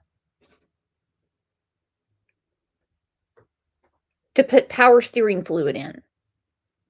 From there, we go to Kuna. Brandon takes the duffel bag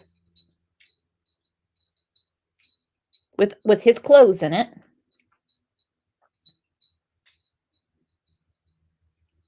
Inside to put in the washer. He changes clothes. Stacy told me he put on cowboy boots, jeans, a white t-shirt, like he's going to the midnight rodeo or something. Sarah goes in to pee. Stacy by himself pushes out the Mercedes, straps it up to get ready for the towing lesson to teach Sarah how to tow.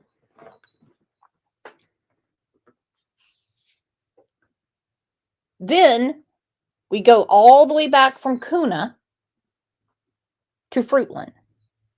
But we didn't have to stop on the way there to put in power steering fluid. And we didn't have to stop on the way back.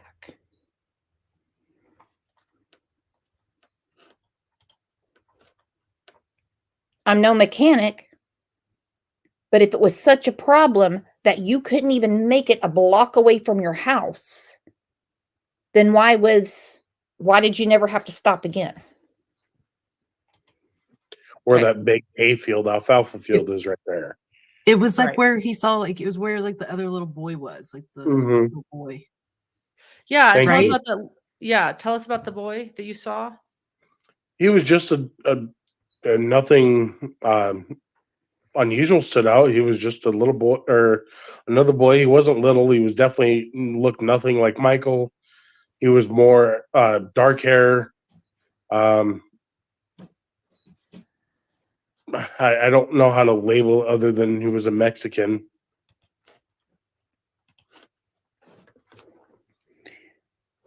Okay. Brandy, how many little Mexican kids are running around your neighborhood? No offense to Hispanics. That's not where I'm going with this. So we go from a child who is possibly 4 or 5 years old with a lime green shirt on to could have been a girl with a short haircut. Then we correct ourselves on the age and say, oh no, this child was 8, 9, or 10 years old. I mean, is this Eduardo from the Gannon Stout case? Now, we just have a little Mexican boy running around the neighborhood. Because someone has dark hair doesn't mean they're Mexican. This is crazy. Her mute button, I learned. I think I got it. It just has a little bit of a delay on it. I thought before pulled out of the neighborhood, That's what I told him. Yeah, exactly what I Okay. just told you. It Okay. was before I pulled out of the neighborhood, before we left 8th Street.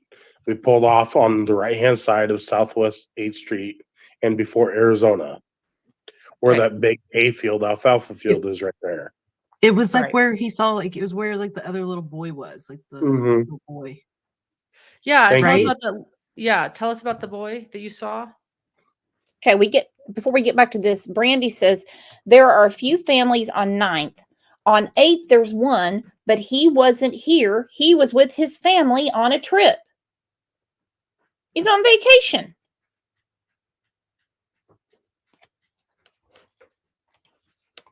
But now he's saying it's a little boy. He told us, well, it could have been a girl.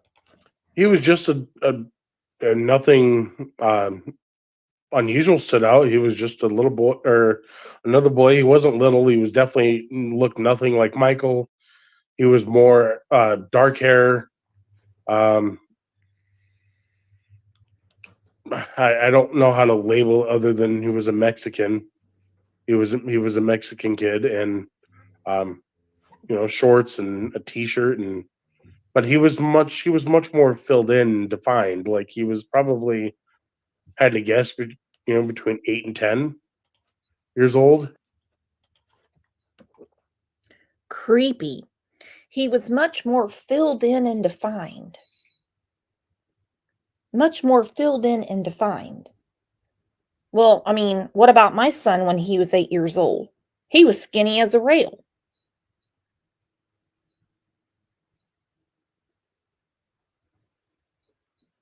He was little looking. He could still eat for free on Tuesday nights at the Golden Corral.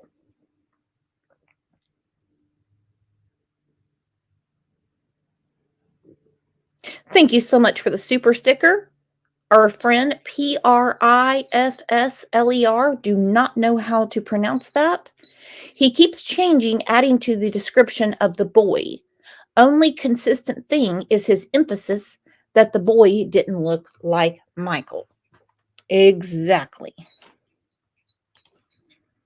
If I had to guess, I mean, but look nothing in relation to Michael or close to Michael. But that's what I saw that day, and he was just by himself, hanging out on. I assumed it was his front yard, just playing, being a kid. Nope, you did not assume it was his front yard. You said that the child was playing in a neighbor's yard. Now you just assume it's his front yard.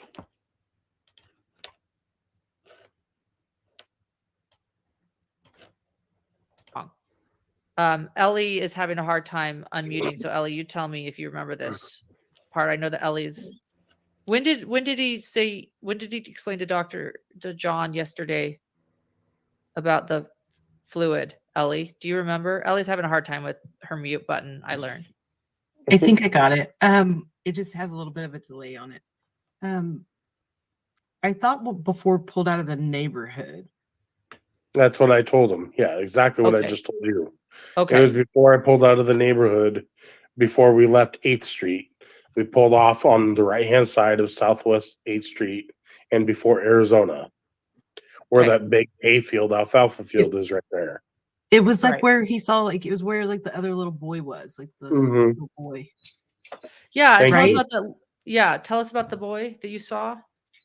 He was just a nothing unusual stood out. He was just a little boy or another boy. He wasn't little. He was definitely looked nothing like Michael. He was more dark hair. Um, I don't know how to label other than he was a Mexican. He was a Mexican kid and um, shorts and a t-shirt and but he was much more filled in and defined. Like he was probably had to guess between 8 and 10 years old if I had to guess. I mean, but look nothing in relation to Michael or close to Michael. But that's what I saw that day, and he was just by himself hanging out on. I assumed it was his front yard, just playing, being a kid. I would have done the same thing, when I was a kid. Yeah. And why does that child why does that child why do you remember him? Like, what is it about that child that kind of made you notice him? Nothing really. I mean, he was the only kid that was. I mean, really, there was people walking on the sidewalk. You know what I mean? But that's just you asked if people asked me if I saw any kids or anything, and I said, yeah, that's who I saw. Right. But I So, don't know yeah. specifics. I don't know like what his facial features would look like. I Sure. didn't, Sure. not like I got that close, but I can tell you what. Just that he was filled out, so he couldn't be Michael's age.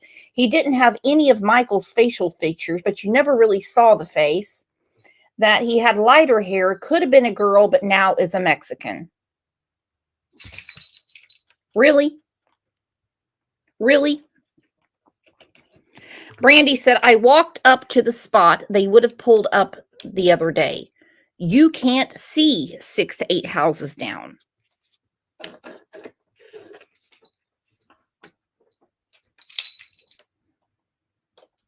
Such BS.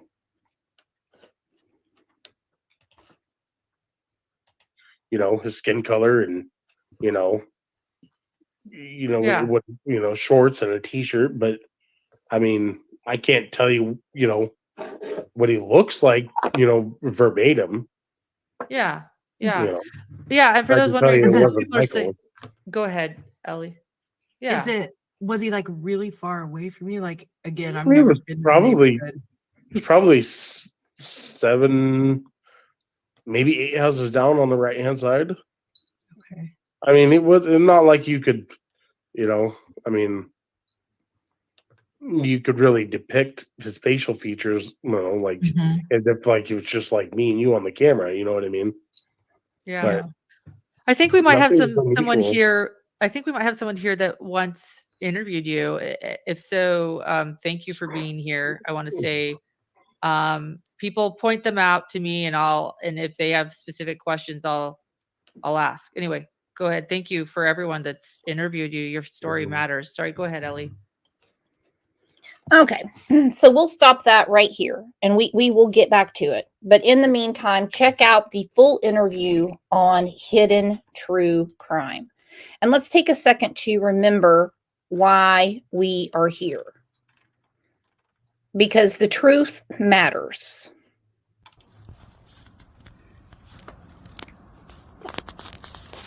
Which one?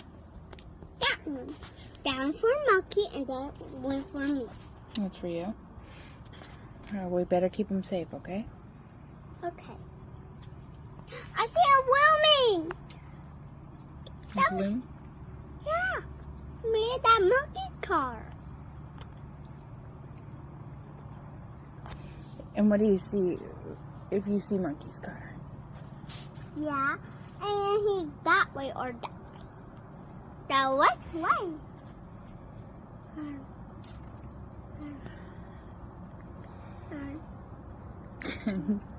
You like that one? He's getting closer.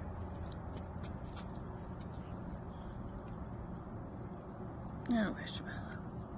You're sad about Monkey? I am very sad about Monkey, my love. Yeah, me too. I miss him. I miss him so Hey, much. let's draw him a picture. Yeah, let's draw him pictures. More pictures? Lots of them? Mhm. Okay.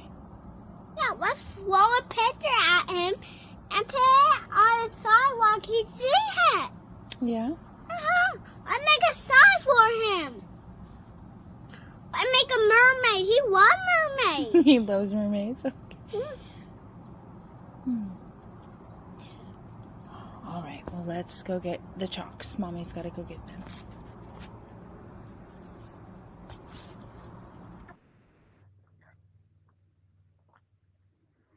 You know, and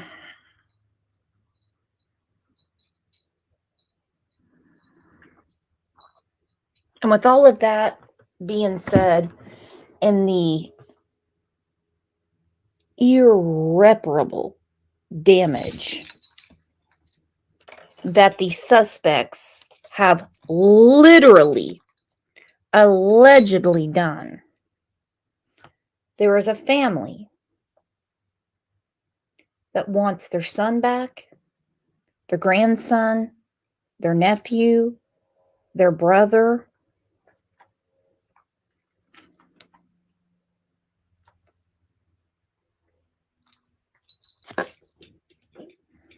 But some people want to keep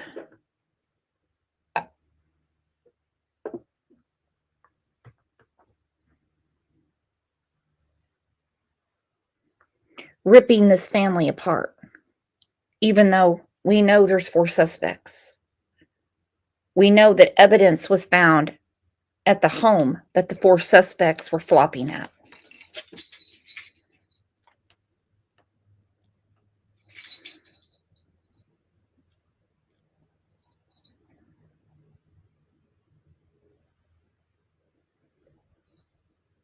Our friend Independent Thinker clipped from our channel a couple of shows back. Michael's oldest sister wrote a letter conveying her thoughts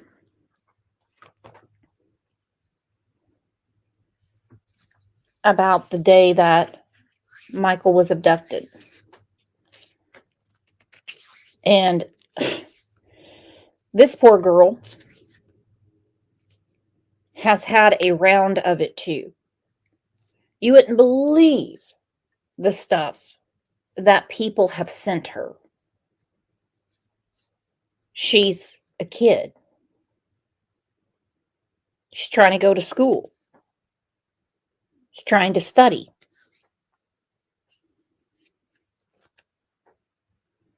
Independent Thinker put this together, and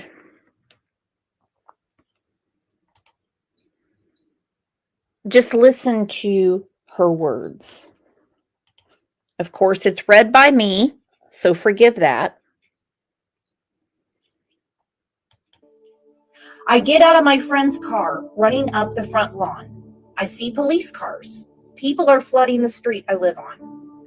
I open the front door and see my baby sister and our other brother is speaking to an officer. I immediately pick up my sister. I look over at Ben and immediately start questioning if he's okay.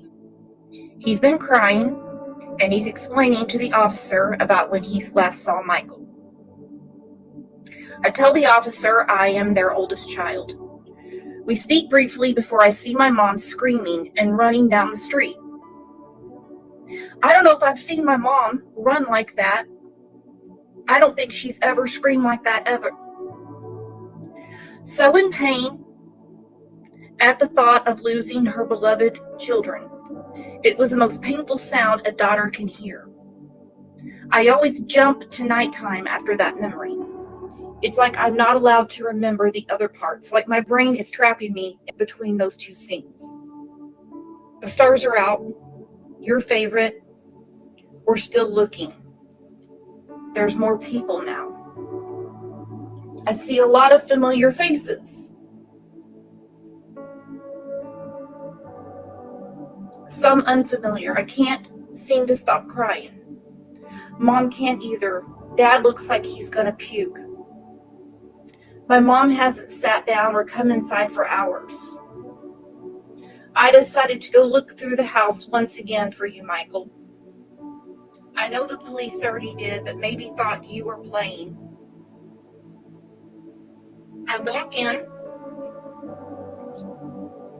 and under my breath, monkey. Through the kitchen, monkey.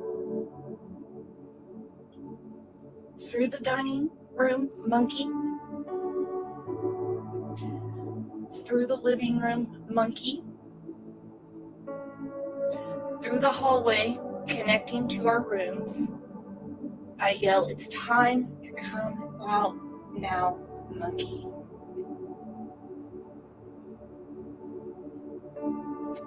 That's what the family's going through. Michael deserves justice. They deserve to have him home. You okay, Trev? Yeah, that was a lot. But I mean, it shines a light directly on what's happening to this family. What every single person responsible has done to this family, what they've taken from them. Trev, can you send us out in prayer?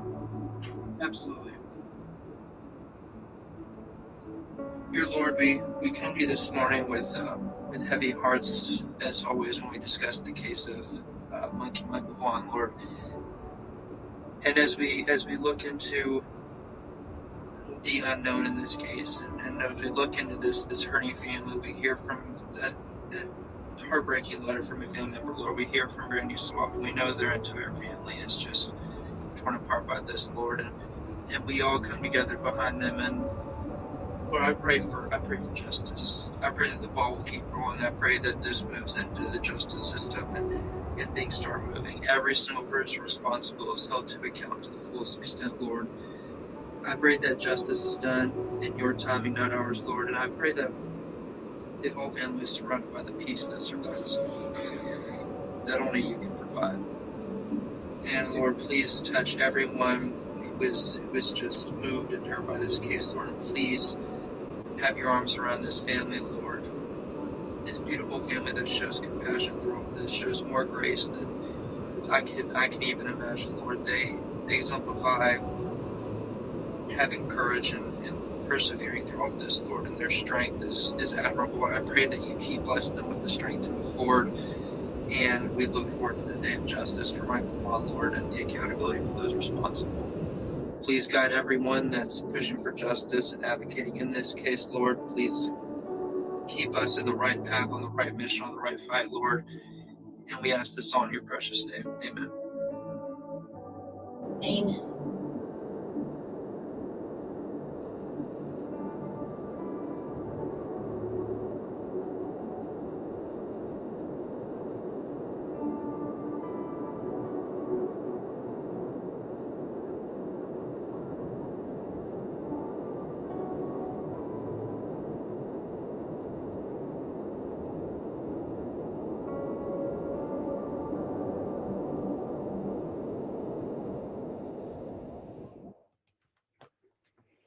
Amen.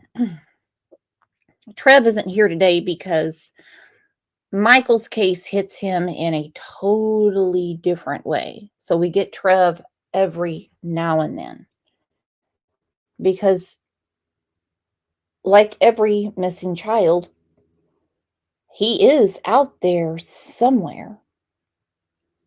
But according to the evidence that many agencies have put together,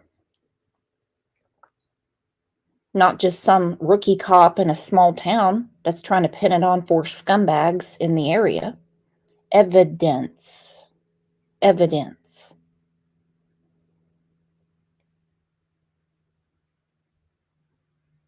They didn't just come right out and say, these are our 4 suspects. They took their time. Because as we know, you only get one shot.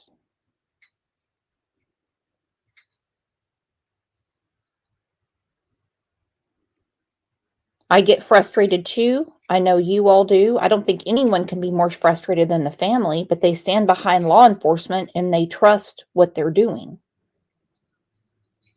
Imagine the powers that be having to face Tyler and Brandy and the rest of the family if they said, well, we didn't collect enough evidence, and so now there's nothing we can do.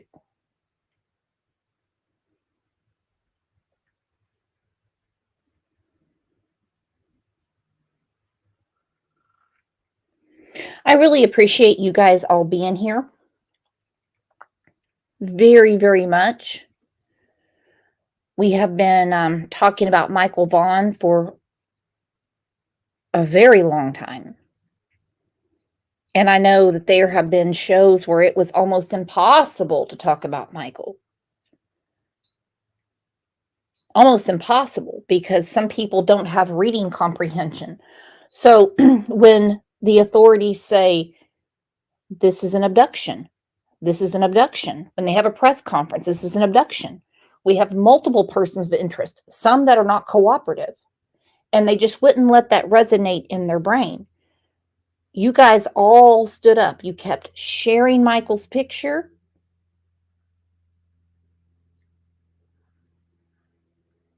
And kept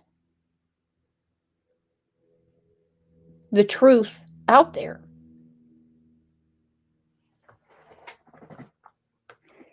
You guys are absolutely amazing. Thank you so much for being here. And I will see you either in Discord or one of the Facebook groups. If I miss you over there, it'll be the same time, same place. You know where we find each other. 9 a.m. almost every morning, Monday through Friday, pretty much is a for sure thing. But sometimes we do some shows on the weekend. So again, thank you very much for being here. Today's a good day to share Michael's picture.